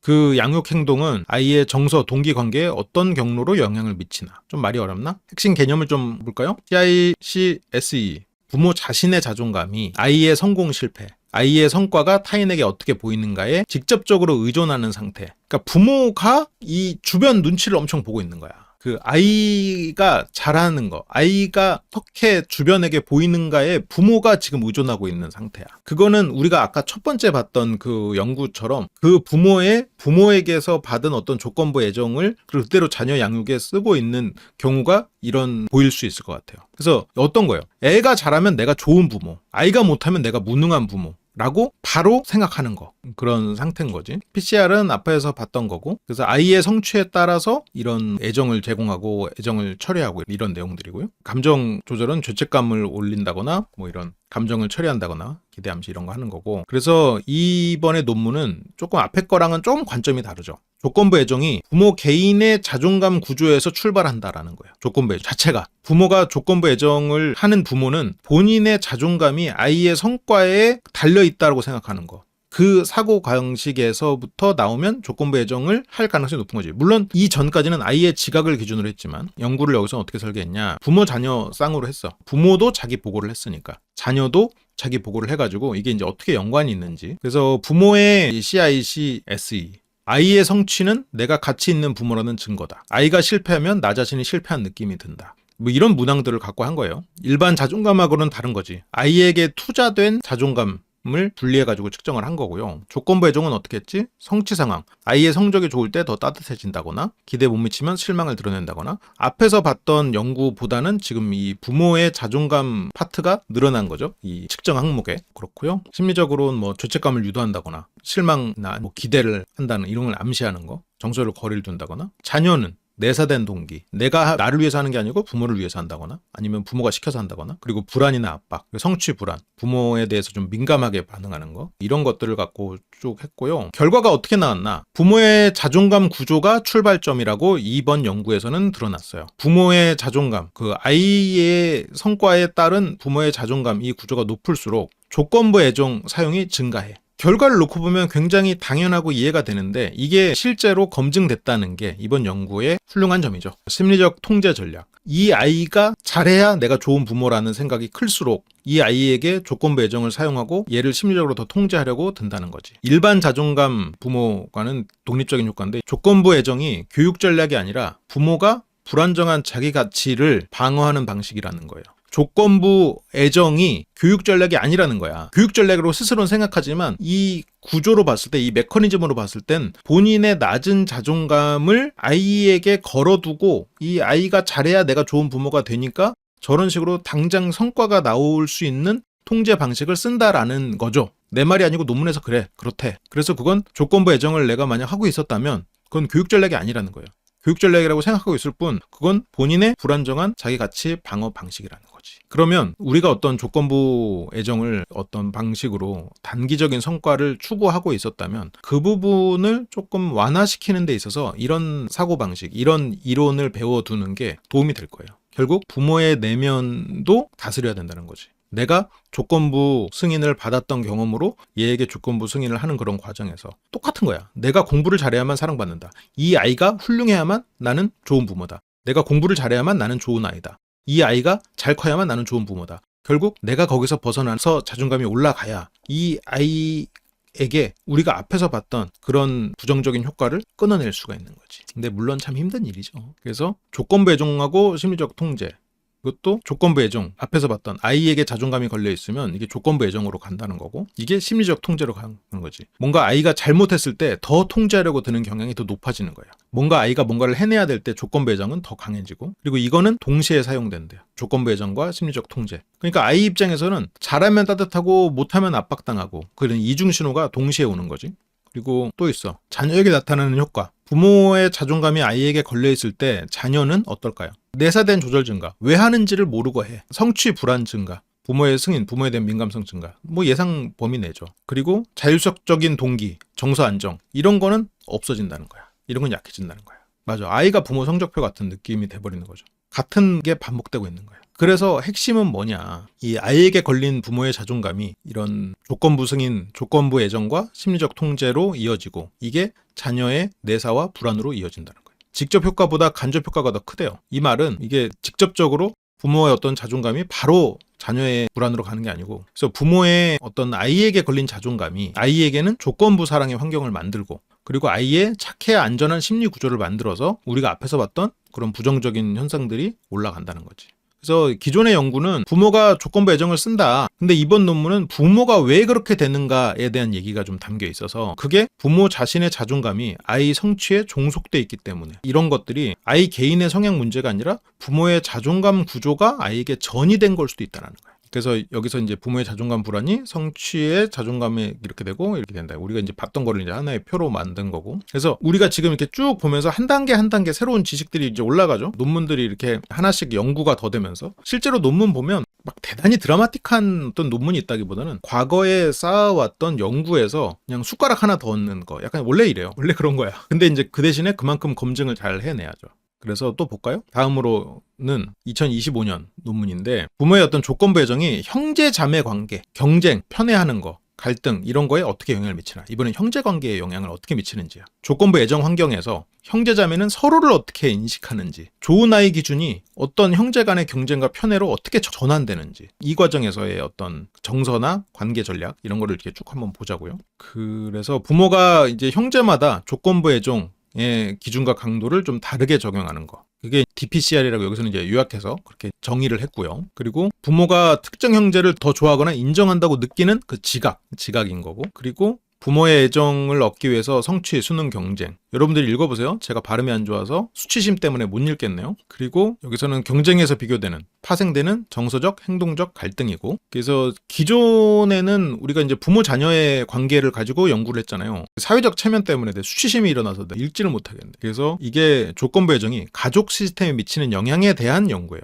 형제 자매를 비교 가능한 대상으로 만들어버리잖아요. 이런 것들을 연구하고. 그래서 연구는 어떻게 설계했냐. 형제 자매가 있는 아동으로, 가정 내에 2명 이상의 아이가 있는 걸로 해서 자녀의 보고, 그리고 일부 연구에서는 이제 부모도 보고를 좀 했고요. 뭘 측정했냐면 부모의 조건부 애정, 성취, 행동 기준으로 애정 제공과 철회, 형제 각각 어떻게 그게 지각됐는지. 부모는 형제 중에 누가 더 잘하는지를 자주 비교한다. 잘하면 부모의 관심이 그 형제에게 간다. 그래서 어떤 경쟁으로 이어지는지. 성취 경쟁, 규칙 준수 경쟁, 문제행동 회피 경쟁, 갈등으로는 질투, 분노, 소외감, 관계 거리두기, 이런 거를 가지고 이제 측정을 했는데 핵심 결과가 어떻게 나왔나? 결과를 바로 또 보자고요. 조건부 애정은 비교 환경을 만든다. 그 안에서 이제 경쟁을 만드는 거지. 근데 경쟁 자체는 우리가 살아가는 데 있어서 필요하다고는 생각해요. 근데 비교 환경을 만들고 이런 다르게 제공되는 조건부 애정은 형제 간에 편애를 한다는 인식이 당연히 증가하겠지? 그래서 부모 기준을 둘러싼 암묵적인 형제들 사이에서 순위가 발생해요. 뭐 이거는 그냥 태어난 순서랑은 좀 다른 거겠죠. 그래서 애정이 조건화될수록 누가 더 잘하는가가 관계의 중심 규칙이 돼요. 근데 여기서 어떤 분은 아니 당연히 누가 더 잘하는가가 관계의 중심 규칙이 되는 거 아니야? 라고 생각하실 수도 있을 거예요. 근데 그렇진 않죠. 경쟁이 생존 전략으로 가요. 경쟁 행동은 공격성으로 나타나요. 근데 그것만 아니라 애정 상실을 피하기 위한 전략이야. 특히 성취, 규칙 준수 영향에서 경쟁이 두드려져요. 어떤 부모가 아이들을 훈육하기 위해서 쓰는 방법 중에 하나니까. 그리고 갈등은 구조적인 결과예요. 갈등이 이미 만들어진 구조 안에서 애들이 그렇게 행동을 해버리는 거지. 경쟁이 높을수록 형제 간의 갈등 빈도 올라가. 정서적인 친밀감은 낮아지고. 갈등은 성격 문제가 아니라는 거야. 조건부 애정 구조에 대한 파생물이라는 거지. 그리고 장기적으로 어떤 영향이 있냐. 이런 조건부 애정이랑 형제 경쟁 환경에서 자란 애들은 타인을 볼 때 경쟁자로 인식해요. 이게 사회에 나와서 가정 바깥에서 살아갈 때도 타인을 보면 이겨야 되는 상대로 여기는 거야. 인정이나 애정을 제로섬 자원, 뭔 말이요? 제가 애정을 받으면 나는 애정을 못 받는 거야. 제가 내 걸 그러니까 뺏었다고 생각하는 거고, 타인을 보면 경쟁자로 인식하는 거고, 어른이 돼서 관계에서도 비교, 서열 민감성, 제가 나보다 높은가? 제가 나 낮은가? 이렇게 그룹으로, 등급으로 생각해버리는 거고, 협력보다 성과나 우위를 강조하고. 그래서 이런 사람들이 어디선가는 역할을 할 수 있을 거예요. 잘하는 포인트가 있을 거야. 그렇지만 본인 스스로는 힘들지. 그래서 이게 착한 아이 컴플렉스로 연결되는 포인트가 있는 거죠. 가족 내에서 착한 아이 기준이 형제 간의 경쟁 규칙으로 외부화가 되면서. 그래서 조건부 애정이 형제 간의 비교와 편애 의식으로 되고 경쟁심이 커지고, 그러다 보니까 이렇게 착하게 행동하고 성과 위주로 행동하지만 마음속 한 구석에는 어때요? 쉽게 질투심을 느껴. 경쟁심을 느끼니까. 왜냐면 제로섬 게임이니까. 이게 저 사람도 뭔가 인정받고 나도 인정받고 이게 안 돼. 제가 내 인정을 뺏어갔네. 그러니까 질투심이 커지고 불안한 거야. 누가 인정받으면 불안해. 누가 여기서 잘하면 불안해. 누가 잘하면 나도 잘해야지가 안 돼. 그렇게 이제 영향을 미칠 수가 있다라는 거죠. 이번에는 따끈따끈한 연구인데요. 조건부 애정이 공부를 얘네들이 잘하게 될 수 있다고 앞에서만 그것만 했는데, 이게 시간이 흐르면 어떻게 바뀔까? 이게 그 장기적으로 미치는 영향을 유추해 볼 수가 있겠죠. 그래서 이번에는 이게 단기 성과, 장기 정서에 조금 더 이렇게 어떻게 누적되나 좀 장기적인 관점에서 더 바라보는 거예요. 이게 시간이 지나면 자율적인 동기로 전환이 될 수 있을까? 아니면 내사로 고착이 되는가? 이거에 대해서 여기서 이제 연구를 했는데, 표본은 수백 명 정도였고, 여기서는 좀 특이한 게 시점을 3시점 이상으로 했어요. T1은 학기 초, T2는 학기 말, T3는 다음 학기, 이렇게 해서 이제 학기별로 그게 이제 어떻게 영향을 미치는지, 그게 어떻게 흘러가는지를 보는 거야. 그래서 여기서는 시간적 선후 관계가 확보됐다라는 측면에서 우리가 앞에서 봤던 연구와는 또 조금 다른 관점이 있죠. 그래서 학업 조건부 애정, 긍정, 부정 모두 측정을 했고요. 성적이 좋을 때 그렇다, 성적이 나쁘면 실망한다, 이런 걸로 측정을 했고, 내사된 조절, 자율적 조절, 그래서 얘가 내사된 동기인지 자율적 동기인지 그걸 측정했고, 시점별로 반복해서 측정을 했어요. 정서도 얘네들의 학업 불안, 수치심, 자존감 변동 뭐 이런 것들을 쭉 따라가며 측정을 했고, 그게 결과로 시험 성적, 과제, 교사 평가까지 해가지고 얘네들이 어떤 성과로 이어졌는지를 쭉 따라가면서 연구를 한 거예요. 그래서 이거에 대해서 결과가 어떻게 나왔냐? 첫 번째 결과는 단기 성과 대 장기 비용 측면에서 초기 시점에는 조건부 애정이 높을수록 학업 노력과 성과가 조금 올랐대요. 그런데 장기 시점에서 조건부 애정이 지속되면 내사된 동기가 고착돼. 학업 불안이랑 수치심이 증가되고 정서적 안정이 감소되는. 그래서 초반에는 얘네들의 학업 성적을 밀어주는데 오래 갈수록 얘네들은 깎아먹게 되는 부분이 비용이 점점 증가해. 그러니까 이게 단기적으로 조건부 애정이 있을 수도 있죠. 공부 잘하면 뭐 선물할 수도 있고 하지. 그래서 어쨌건 단기 성과는 있지만 장기적으로는 비용이 오른다. 그리고 또 두 번째, 누적 효과가 있어. 조건부 애정에 오래 노출될수록, 그게 누적될수록 내사된 조절의 증가에 기울기가 올라가. 가속도가 붙어버린다는 거야. 그러면 10년 조건부 애정을 받으면 내사된 조절이 10배가 아니고 그게 이렇게 올라가 버린다는 거야. 기울기가 올라간다는 거니까. 자율적 조절의 증가 기울기도 낮아지고. 그래서 내사는 자율전환, 내사가 된 조절이 자율전환으로 관찰되지 않음. 한 번 동기가 부모가 되면 내가 이거를 나를 위해서 한다라는 걸로 전환되지 않는다. 그런 경우는 없었다. 일단 근데 이건 학생들을 대상이니까 없었을 수 있을 것 같아요. 성인이 돼서 스스로 그 의미를 찾아갈 수는 있겠지만 일단 없다예요. 없었다. 연구 하에서는 오히려 내사 고착 경향, 뭐예요? 부모를 위해서 하는 거, 부모에게 잘 보이기 위해서 한다라는 생각은 점점 더 강해지지 그게 자율전환으로 전환되는 케이스는 없다예요. 아이들 스스로 그거를 이겨내고 뭐 내가 이걸 나를 위해서 하는 거니까 생각으로 안 바뀐다는 거야. 그런 경우는 없다. 또 궤적의 개인차는 있는데 초기 불안이나 완벽주의가 높은 학생일수록 조건부 애정에 대한 부정효과가 더 컸대요. 근데 이제 다만 교사가 좀 자율성을 지지해주고 또래들하고도 친구랑 잘 지내면서 그것도 지지받고 그리고 부모의 일관된 여기서는 조건부 지지를 하지 않는 비조건적인 지지 이런 것들이 있으면 그러니까 학업에 대해서는 조건부로 하지만 다른 부분에 있어서 그냥 일관되게 얘의 가치를 인정해주면 여기서 아이들이 저런 부분에서 좀 보호가 된다는 거죠. 그래서 완벽주의가 높은 학생일수록 애정에 이렇게 다 크고 그리고 이거에 대해서 이제 저자는 무슨 얘기를 하냐면 학업의 조건부 애정은 공부가 사랑의 담보다 생각 이게 더 커져버려요. 그래서 이렇게 이제 한번 머릿속에서 묶여버리면 내가 뭔가 실패를 했잖아요? 그럼 나는 가치가 없는 인간이야. 그리고 이 실패 회피 중심과 수치심을 피하는 그걸로 이제 고착화돼 버리는 거지. 그래서 앞에서 봤던 그런 연구들을 보면 이 앞에서는 조건부 애정이 내사를 통해서 정서 비용으로 되는 그 구조를 봤지만 이번에 나온 건 뭐냐면 이게 시간이 지날수록 누적된다는 거를 보여주고 있어요. 착한 애 컴플렉스에서는 스스로를 무슨 얘기 생각을 하지? 계속 잘하면 언젠가는 편해지지 않을까 생각하잖아요. 근데 이 연구의 답은 뭐예요? 계속 잘하면 내 마음이 편해질까? 아니라는 거예요. 안 그런다는 거예요. 조건부 애정이나 내가 이 아이를 잘 키우면 내가 100점짜리 엄마가 된다는 생각이 안 사라진다는 거예요. 시간이 해결해 주지 않는다는 거야. 그래서 이게 장기적으로 미치는 영향에 대해서 이번 논문에서는 살펴봤어요. 뭔가 이 관련된 연구들, 이 학자들이 어떻게 지식을 점점 쌓아가는지 그 지식이 어떻게 근거가 되는 지식으로 어떻게 하나씩 채워져 가는지 그런 것들을 우리가 좀 이렇게 목도하고 있는 것 같아서 또 좀 흥미롭죠. 이게 이제 작년에 나온 거죠. 그러니까 굉장히 최근에 나온 거였고 그리고 또 최근 게 하나가 더 있어. 이번에는 부모의 사랑이 좀 조건부일 때 아이가 이런 자기평가 이런 것들이 어떻게 엮이는지 부모의 사랑이 조건부라면 아이는 자기를 어떻게 이해하게 되는가 아이 정서에 이번엔 집중하는 거예요. 많은 부모가 동기부여라고 믿는 방식이 실제로는 자기같이 조건화를 만든다는 점 그거를 조금 더 아이 관점에서 본 건데 조건부 사랑이 만드는 심리적 연쇄는 학습 단계 그거를 이제 배우는 단계지. 조건부 사랑이 만들면 아이들이 뭘 배우냐 하면 따뜻하고 못하면 차갑다.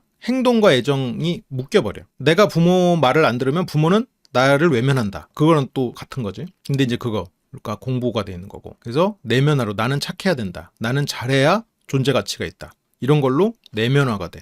내사가 되는 거고 정서는 어때요? 성공할 때는 짧은 안도감 근데 만족이 오래가지 않아. 실패했을 때는 수치심, 불안, 자기 비난 이거는 정서적으로 남아버려. 대처도 그러다 보니까 회피하거나 과하게 노력해. 과하게 노력했는데 결과가 안 나오면 회피해버려. 자기 확대, 잘난 척 혹은 자기 비하 두 가지가 동시에 일어나기도 하고요. 관계에서 눈치나 자기 검열이 강화되고 우리가 앞에서 봤던 내용을 좀 정리하는 느낌이네요. 조건부 사랑은 의도와 무관하게 남는 거야. 부모의 선의가 있다고 해서 심리적으로 무해한 게 아니라는 거지. 문화적으로 정당화하고 있어도 비용은 남는다는 거야. 이 성취 중심, 도덕 중심 문화에서도 동일한 패턴이 계속 발견됐고요. 행동 교정이 된다고 해서 아이에게 그런 행동에 맞는 착한 행동에 따른 가치가 형성되지 않는다는 거예요. 그래서 착한 아이 컴플렉스가 착한 가치를 추구하는 것과는 다른 거예요. 단기 행동은 바뀔 수 있지만 자기 개념 자체가 취약해지니까. 근데 이거를부터 보호하려면 어떻게 해야 되느냐? 무조건적인 애정, 행동과 존재는 분리하는 거예요. 자율성을 좀 지지해야 돼. 그 스스로 이유를 설명할 수 있고 스스로 삶을 선택할 수 있는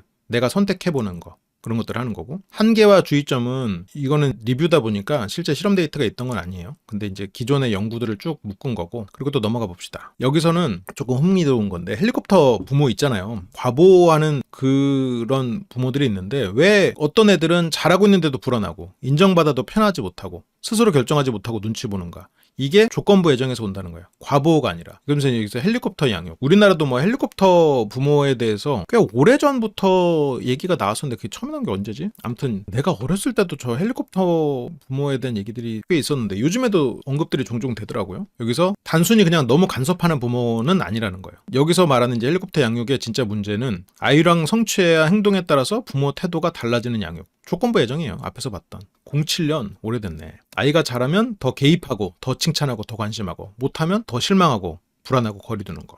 아이 입장에서는 잘해야 부모가 가까워진다라는 학습. 그래서 이렇게 되면 아이가 실제로 배우는 게 기술이 아니고 규칙이라는 거예요. 물론 규칙을 어느 정도 배우는 건 필요하겠지. 근데 부모의 의도는 뭐예요? 아이를 도와주려고. 실패하지 않게 하려고. 잘 되라고 그러는 거예요. 근데 아이는 뭘 배워요? 거기서 부모가 날 도와주는구나? 내가 실패하지 않는구나가 아니지. 나는 혼자서는 부족하다는 걸 배워. 잘하지 못하면 보호받지 못한다는 거를 배우고, 부모의 관심은 조건부다. 부모가 아무리 의도를 백날 설명하면 뭐예요? 애가 이렇게 해석하는데, 부모의 행동은 이렇게 해석되는데, 부모의 불안이지. 그래서 아이는 부모의 어떤 이런 헬리콥터 같은 방식을 통해서 공부법이나 사회성을 배우는 게 아니고 내 존재 규칙을 배워. 부모에게 이렇게 보여야 된다는 걸 배워. 그래서 그게 불안을 만들어버려. 여기서는 어떻게 하냐면 부모가 아이의 결과에 대해서 과도하게 개입하죠? 그러면 아이는 내가 실패한 거를 위험신호로 읽어. 그러면 실패는 내가 부모에게 보호받지 못할 가능성이 있는 거야. 그래서 스스로 결정을 안 해요. 왜냐면 결정했다가 큰일 나니까. 부모의 결정에 따라 항상 확인받으려 해. 틀릴까봐 행동을 미루어. 이거는 성격이 아닌 거예요. 그러니까 학습된 반응인 거야. 그렇게 배웠기 때문에 그렇게 행동하는 거야. 그게 안전하다고 배웠기 때문에. 근데 칭찬이 많은데 왜 아이가 불안하죠? 칭찬이 많은데. 애가 잘하면 다 칭찬하는데 왜 애가 불안해하지? 그게 여기서 이제 핵심 포인트인데, 부모가 칭찬을 많이 해도 그게 성과 결과 중심이면 아이는 이렇게 생각해. 어떻게? 칭찬은 안전한 신호긴 한데 언제든 사라질 수 있다고 생각해요. 그래서 만족감 자체가 길게 안 가. 그래서 칭찬을 받아도 안심이 오래 안 가요. 왜냐면 내가 못할 수도 있거든, 하다 보면. 잘해야만 오는 칭찬이거든요. 그래서 다음에 내가 또 평가를 잘할 수 있을까 걱정해. 계속해서 다음 평가가 잘 나올지 안 나올지를 불안해하는 거야. 그러니까 항상 불안한 거예요. 불안의 정서가 깔려버리는 거지. 자존감은 항상 그 칭찬에 붙어있기 때문에 자존감도 항상 흔들려요. 아이에게 그러면 어떤 변화가 일어날까? 그쵸? 칭찬은 소멸해요. 내가 스스로 나를 칭찬할 수 있다면 그 칭찬은 소멸하지 않을 수 있거든요. 근데 외부에서 들어오는 칭찬은 소멸하지. 왜냐면 나랑 항상 붙어있는 게 아니니까. 아이에게는 스스로 결정하는 걸 불안해하고, 작은 실패에도 과하게 흔들려요. 왜냐면 자기 가치랑 연결돼 있으니까. 도움 없이 시도를 못해. 괜찮아? 이렇게 해도 돼? 이런 거를 계속 물어보고. 잘하고 있을 때도 자신이 없어요. 왜냐면 평가를 계속 받고 있는 거니까. 이거는 능력에 따른 게 아니고 자기 신뢰가 무너진 거예요. 그래서 아이가 말 잘 듣고 규칙 잘 지키고 기대를 맞추는 방식으로 부모의 안정된 반응을 확보하고요. 그러니까 여기서 나를 위해서 뭐 규칙을 지키는 게 아니고 부모의 안정된 반응을 확보하기 위한 규칙을 먼저 배우는 거예요. 그래서 착한 게 미덕이 아니고 불안을 줄이기 위한 생존 전략이 되는 거예요. 그래서 불안해서 착한 거야. 내가 생존이 두려우니까 불안하고 그렇게 불안해서 착한가로 이어져 버리는 거죠. 그래서 여기서 말하는 이제 경고는, 이게 헬리콥터 양육이 아이를 보호하는 것처럼 보이지만 실제로는 아이의 자율성 근육을 대신 써버리는 거야. 근육이 안 늘어나는 거야. 그래서 아이는 보호받는 동안은 괜찮아 보여. 학업도 잘 나와. 성적도 잘 나오고. 근데 그 보호는 언젠간 사라지거든요. 아니면 그 순간순간 사라지거든. 그때마다 더 불안해져요. 그래서 여기서는 결과보다는 과정을 함께 하라. 결과만 보고서 평가하지 말고, 그리고 실패를 특정 대상이 아니라 경험으로 여기서 뭘 배웠다라는 거. 그리고 도움을 주기 전에 네 생각은 어때? 라고 물어보는 거. 일로 줘봐, 일로 줘, 내가 해줄게. 이게 아니고 네 생각은 어때? 라고 물어보는 거. 그래서 핵심은 행동을 관리하지 말라는 거지. 이렇게 해라 저렇게 해라 하지 말라는 거예요. 그래서 함께 어떤 정서, 야 얘가 어떤 정서구나, 그리고 얘가 뭔가를 하려고 했대? 그거 해봐. 그러게 그거 궁금하네? 뭐 이런 것들. 그냥 약간 약하지만 어떤 태도들. 얘가 뭐 실패했다고 그러면 뭔가 이게 그래 이번에 좋은 경험했다. 이번에 이 배운 걸로 잘해보자. 그런 태도들. 그걸 함께 해볼 수 있겠지. 근데 그게 뭐냐? 이게 지금 부모에 대한 얘기가 아니에요. 우리 자신에 대한 얘기기도 해요. 내가 나 스스로에게 그렇게 해줘야 돼. 내가 나 스스로에게 일단 내가 이걸 할 때 내 생각은 뭐지? 돌아봐야 돼. 누구한테 보일 게 아니고 내 생각은 뭐지? 이번에 내가 이걸 배웠구나. 다음에 이거 하자. 뭔가 과거에 어떤 바보짓을 했어도 그래 그때는 뭐 그럴만했지. 근데 내가 그때 몰랐던 게 뭐지?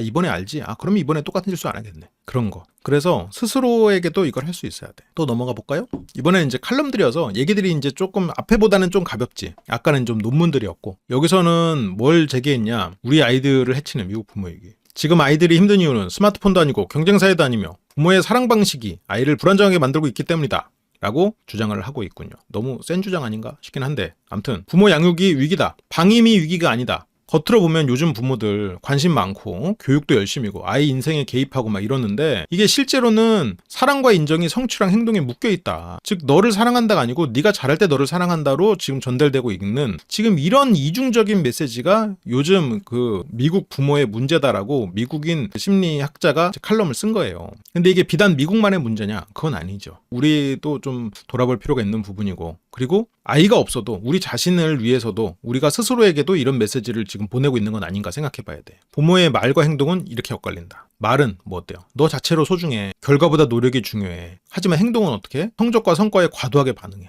너 자체로 소중하다고 말은 해놓고 성적 안 나오면 얼굴 표정 안 좋고, 그날 저녁 식사로 반찬이 김치밖에 안 나온다. 이런 농담이에요. 김치 좋죠? 실패했을 때 실망하고 침묵하고 비교하고, 이 비교한단 말이지. 실망했을 때 이렇고, 성공했을 때만 활기차, 관심이 증가하고. 그래서 아이는 이런 말이 아니라 행동의 패턴을 믿어버려요. 말과 행동이 일치하지 않을 땐 부모의 행동을 가지고 학습이 되는 거야. 그래서 우리에게 중요한 건 뭐? 연기력이 중요하죠. 아이들은 실제로 어떤 규칙을 학습하겠어요? 잘하면 부모는 안정적이다. 못하면 부모는 불안정해진다. 그러니 나는 잘해야 된다. 이런 게 학습이 되는 거야. 아이는 성장이랑 배움을 목표로 하지 않아요. 이렇게 되면 부모 정서를 관리하는 아이가 돼버려. 그러니까 아이의 목표가 내 정서 관리가 되면, 얘는 우리가 이제 뒤에서 아마 다다다음 강의쯤 될 것 같은데, 아이는 부모화가 일어나요. 부모의 역할을 수행하기 시작해. 그게 또 부모화가 만들어내는 여러 가지 파생되는 문제점들이 있는데, 그건 또 나중에 보기로 하고. 그러면 왜 이렇게 아이가 불안해질까? 부모의 사랑이 조건부일 때 생길 때 어떤 문제가 있어? 기준이 외부에 있잖아요. 그러면 그 기준은 항상 바뀔 수 있어. 내가 누구랑 있느냐에 따라 다르고 내가 뭘 하냐에 따라 달라. 그나마 부모는 한 사람이지만 부모도 근데 계속 변한단 말이야. 기준이 아이 통제 바깥에 있어요. 통제가 안 되는 거거든. 그래서 아이는 늘 대비해야 돼. 하지만 통제할 수 없어. 상황은 실수에 과잉 반응을 할 수밖에 없지. 왜냐면 실수했을 때 내 가치가 없어지니까, 내 존재에 위기가 오는 걸로 해석이 되니까. 그래서 이런 불안은 환경에 대한 그 나름의 합리적인 반응이 되는 거예요. 그래서 아이는 이런 걸 학습하게 되는 거야. 불안을 학습하게 되는 거예요. 그래서 부모가 놓치고 있는 결정적인 포인트가 뭐겠어? 물론 실패는 두려워요. 그거를 과하게 두려워할 필요 없다는 거지. 실패하지 않도록 대비해야죠. 근데 그런 게 있어. 실패하고 나서 계속 그 실패에 매몰돼가 나를 비난하고 내가 그 수치심을 실패한 거에서 느끼면 안 되지.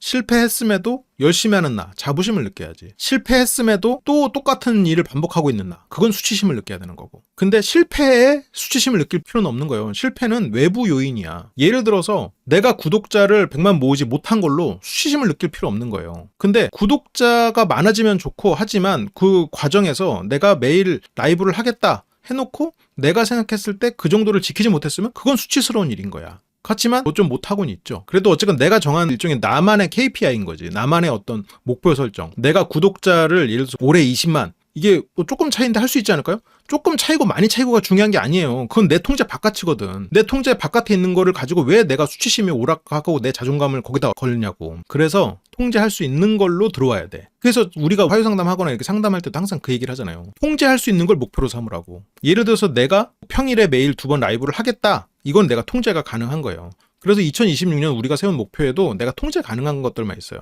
물론 그것 중에 안 하는 게 많지만, 그래도 내가 통제할 수 있는 거, 내가 지킬 수 있는 거를 가지고 하면 그 안에서 자존감을 올릴 수 있어. 그래서 부모는 이 정도면 압박은 아니야. 조금 기대하는 거야. 요즘 세상에는 이 정도도 필요해 라고 생각하지. 부모의 생각은 이렇게 해요. 근데 아이는 어떻게 경험해? 아이의 경험은 기대에 못 미치면 아이는 이렇게 느껴. 관계가 흔들린다. 실제로는 아니죠. 부모가 얘가 기대 못 미친다고 뭐 관계가 흔들리겠어? 그렇진 않지만 아이는 그렇게 경험한다는 거지. 부모 감정은 내가 책임져야 된다. 이거는 부모화로 이어지죠. 그래서 이게 아이를 지치게 만들어요. 그러면서 이게 책임져야 한다는 감정이 앞에서 우리가 봤던 연구를 또 생각해보면 아이의 불안, 부모에 대한 분노, 그리고 감정을 드러내지 않는 것으로까지 연결돼 버려. 그래서 해결책은 아이를 덜 신경 쓰는 게 아니고 감정에 반응해 주는 거야. 성취가 아니고. 결과 이전에 과정 경험을 묻는 거고, 실패했을 때는 조언보다 정서적으로 어떻게 느꼈는지 이제 그런 얘기를 나누는 거지. 그래서 핵심 메시지는 아이 행동을 관리하려고 하지 말고 아이의 안정감을 관리해라 라는 거예요. 그러면 우리도 이렇게 생각해야지. 우리가 꼭 부모 아닐 수도 있잖아요.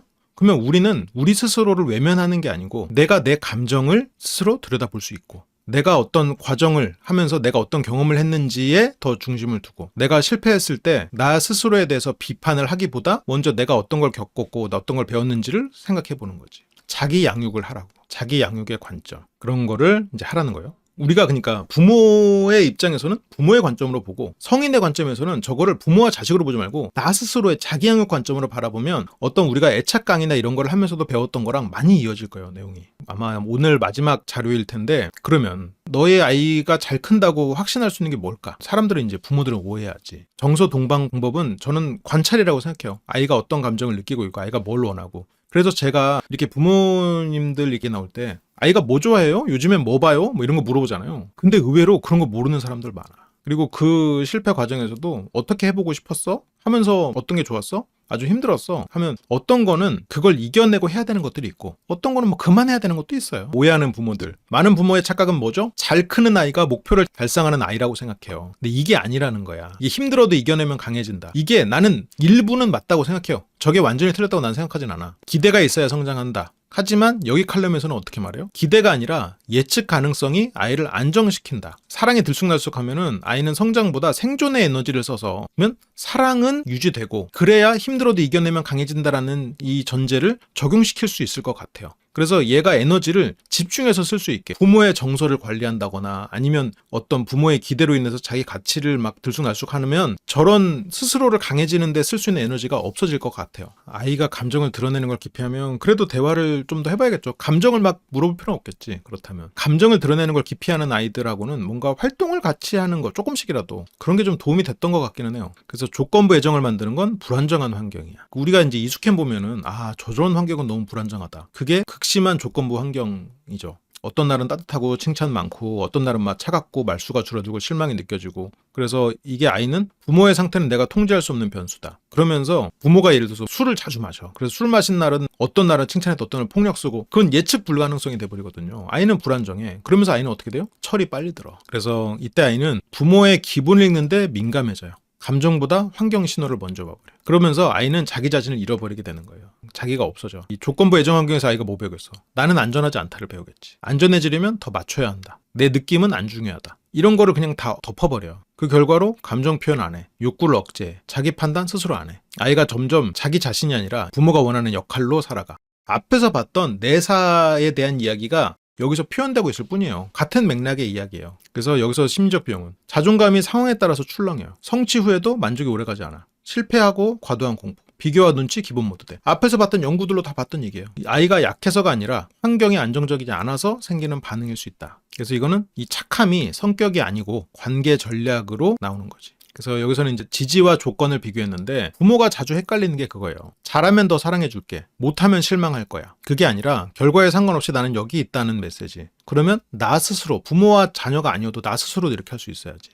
그래서 아이에게 필요한 건 예측 가능한 반응, 실패해도 변하지 않는 태도, 감정에 대해서 수용해주는 거. 이거는 내가 나한테 그렇게 해줘야 돼. 내가 예측 가능한 상황을 만들고, 내가 실패를 해도 나 스스로를 비난하지 않고 다음에 더 잘하려고 하는 그런 어떤 스스로 자부심을 가질 수 있는 피드백. 나는 여기서 부모 입장이고, 근데 내가 나라면 내가 나에게 그래야지. 내 감정에 대해서 스스로 수용할 수 있고, 이게 있을 때 아이는 도전할 여유가 생긴다는 거예요. 실패를 학습으로 바꿀 수 있다는 거죠. 그렇다면 부모가 나에게 그런 걸 해주지 않았어. 그럼 나는 어떻게 해야 돼? 내가 그 역할을 해야 돼요. 자기 양육 항상 얘기하잖아요. 내가 그 역할을 해줘야 돼요. 그러면 이거는 지금 부모에게 드리는 메시지일까? 아니에요. 성인에게 드리는 메시지예요. 그래서 부모가 던지는 메시지, 아이를 더 강하게 만들려고 조건 달 필요 없다. 아이는 이미 충분히 노력하고 있다라는 생각. 부모의 역할은 성과를 평가하는 게 아니고 아이의 감정을 머물 수 있게 그렇게 해주는 사람이 되는 것. 성과를 평가할 필요 없다는 거지. 아이는 이미 노력했다라는 거. 그래서 찐 마지막의 마지막, 새로운 칼럼, 연인으로 이제는 정말로 이 관점을 성인으로 옮겨봅시다. 왜 어떤 연인은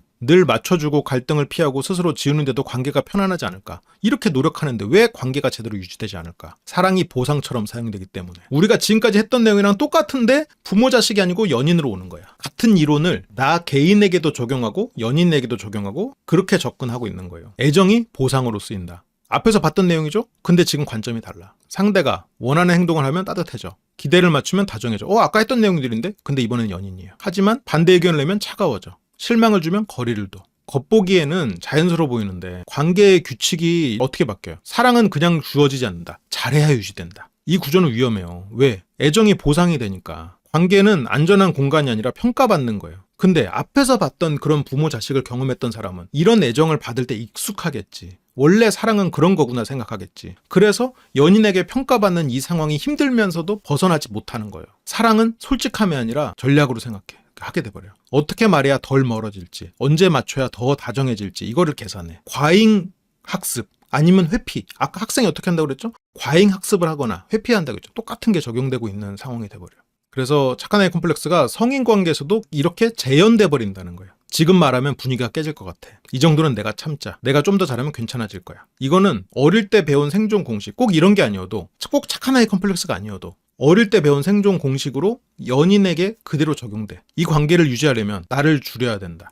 나를 표현하면 안 된다. 왜 이런 사람들이 관계에서 착해질까? 착한 거랑은 다르지만 착해진다고 표현할게요. 애정이 조건부일 때 이런 조건부 애정을 경험한 사람들은 갈등 자체를 위험수로 인식해. 그래서 자기가 요구하지 않아. 어떤 불만 스스로 있어도 불만을 그냥 없는 셈 쳐버려. 상대 기분을 먼저 관리해. 내 기분도 아니고 상대 기분. 그래서 이건 착함은 선택이 아닌 거예요. 관계 붕괴를 막기 위한 방어가 되는 거야. 앞에서 말했던 부모의 감정을 관리하고 부모와의 관계에서 내 생존하기 위한 방어를 연인 관계에서 그대로 적용하고 있는 케이스예요. 이 칼럼만 보면 이렇구나 하고 넘어가겠지만 앞에서부터 쭉 보니까 이게 다 하나인 걸 알겠죠. 이게 여러 가지 관계에서 파생돼서 다르게 나오는 것뿐이지 본질은 같은 거예요. 그래서 이런 애정 보상 구조가 만드는 어떤 정서적 비용이 있어. 뭐가 반복되지? 자존감이 상대 반응에 따라서 출렁여. 앞에서 봤던 건데? 근데 이거는 성인에 대한 얘기죠. 괜찮다라는 말이 와도 안심이 오래가지 않아. 앞에서 봤던 건데? 내가 칭찬을 받아도 만족감이 오래가지 않아. 내가 성적이 잘 나와 칭찬을 받아도 만족감이 오래가지 않아. 괜찮다는 말이 와도 내 연인에 대해서 내 안심이 오래가지 않아. 그래서 자꾸 시험하고 자꾸 의심하고 테스트해야 되고 그런 일들이 벌어질 수도 있는 거지. 그런 구조에서 벗어나려면 어떻게 해야 될까요? 인생 PT를 농담이고요. 중간중간 힌트가 있지만 스스로 내 감정을 들여다보고 내가 진짜 원하는 걸 찾는 게 궁극적인 답이 될 거예요. 불만이 쌓여도 표현을 못해. 결국은 무기력, 분노의 축적, 갑작스러운 폭발로 이어지는데 앞에서 봤던 거예요. 왜 이렇게 관계가 조용히 망가지고 있을까? 겉으로는 싸움이 없어. 문제가 없어 보여요. 실제로는 진짜 대화가 사라져 있어. 상대가 원하는 거 맞추니까. 솔직하면 애정을 위협한다라는 문제가 있으니까. 맞아요. 자기 양육이 어떻게 보면 굉장히 큰 해답이 될 수 있을 것 같아요. 그래서 여기서는 어떤 관점을 제안하고 있냐면 애정이 건강해지려면 이러면 내가 더 다정해질게. 이러면 다시 괜찮아질 거야. 그게 아니고 지금 이 모습에서도 관계 유지된다. 근데 가끔은 연애할 때 이런 식으로 상대를 통제하는 사람들이 있어요. 어떤 사람이 통제하겠어? 앞에서 봤던 대로 조건부 양육을 받은 사람은 상대를 저런 식으로 조건부 애정을 쏟을 거예요. 결국 이게 유지되거든. 아무것도 안 해도 이쁘다 들어도 안 고쳐지죠. 결국 스스로 노력하지 않으면 안 돼. 그러면 그것도 조건부로 해석해버리거든. 그래서 어떤 애정도 조건이 아니라 배경이어야 되는 거야. 그러니까 이게 어린 시절의 사랑이 조건이다라는 게 내면화돼서 갈등은 위험이다라는 걸로 남고 성인 관계에서는 이 착함이 생존 전략으로 되는 뭐 이런 식으로 연결이 돼버릴 수가 있다는 거죠. 그러면 제가 이제 마지막에 이 칼럼을 배치한 이유가 우리가 오늘 배웠던 얘기는 부모와 자식 간의 관계도 포함되지만 나와 나의 관계도 포함되는 거고 나와 연인 간의 관계도 포함되는 거고 이걸 입체적으로 볼 수 있기를 바라서 마지막에는 부모와 자식 어떤 양육 이런 부분을 빼고 이거를 남겨놓은 거예요. 근데 지금까지 이렇게 쭉 강의를 따라오신 분들은 이게 한 가지의 모습이라는 걸 아실 거예요. 그러면 내가 자녀가 없어도 나 자신에게 이렇게 대할 수 있는 것도 같은 맥락이 되는 거지. 연인에게도 마찬가지고. 그래서 오늘 이렇게 쭉 봤고요. 인생 PT도 실은 이런 작업을 굉장히 많이 해요. 협상이라는 게 그냥 어떤 타인과의 협상인 줄 알지만 내 내면의 협상, 어떤 나의 어떤 발작 버튼과의 협상 이런 것들을 막 하거든요. 그냥 깨알 홍보였고요. 나중에 혹시라도 관심 있으신 분들 많이 오시고 그래서 오늘 이 강의는 여기서 끝나지 않습니다. 이 뒤에는 자기 침묵에 대한 이야기로 이어질 거고요. 다음 강의는 그리고 그 다음 강의는 어떤 부모와 그리고 뭐 그 다음 강의는 일본과 중국의 어떤 특수성에 대한 연구들 이제 그런 걸로 이렇게 차근차근 또 강의들이 진행될 거니까요. 또 많이 기대해 주시고요. 또 재밌게 보실 수 있게 준비해 두도록 하겠습니다.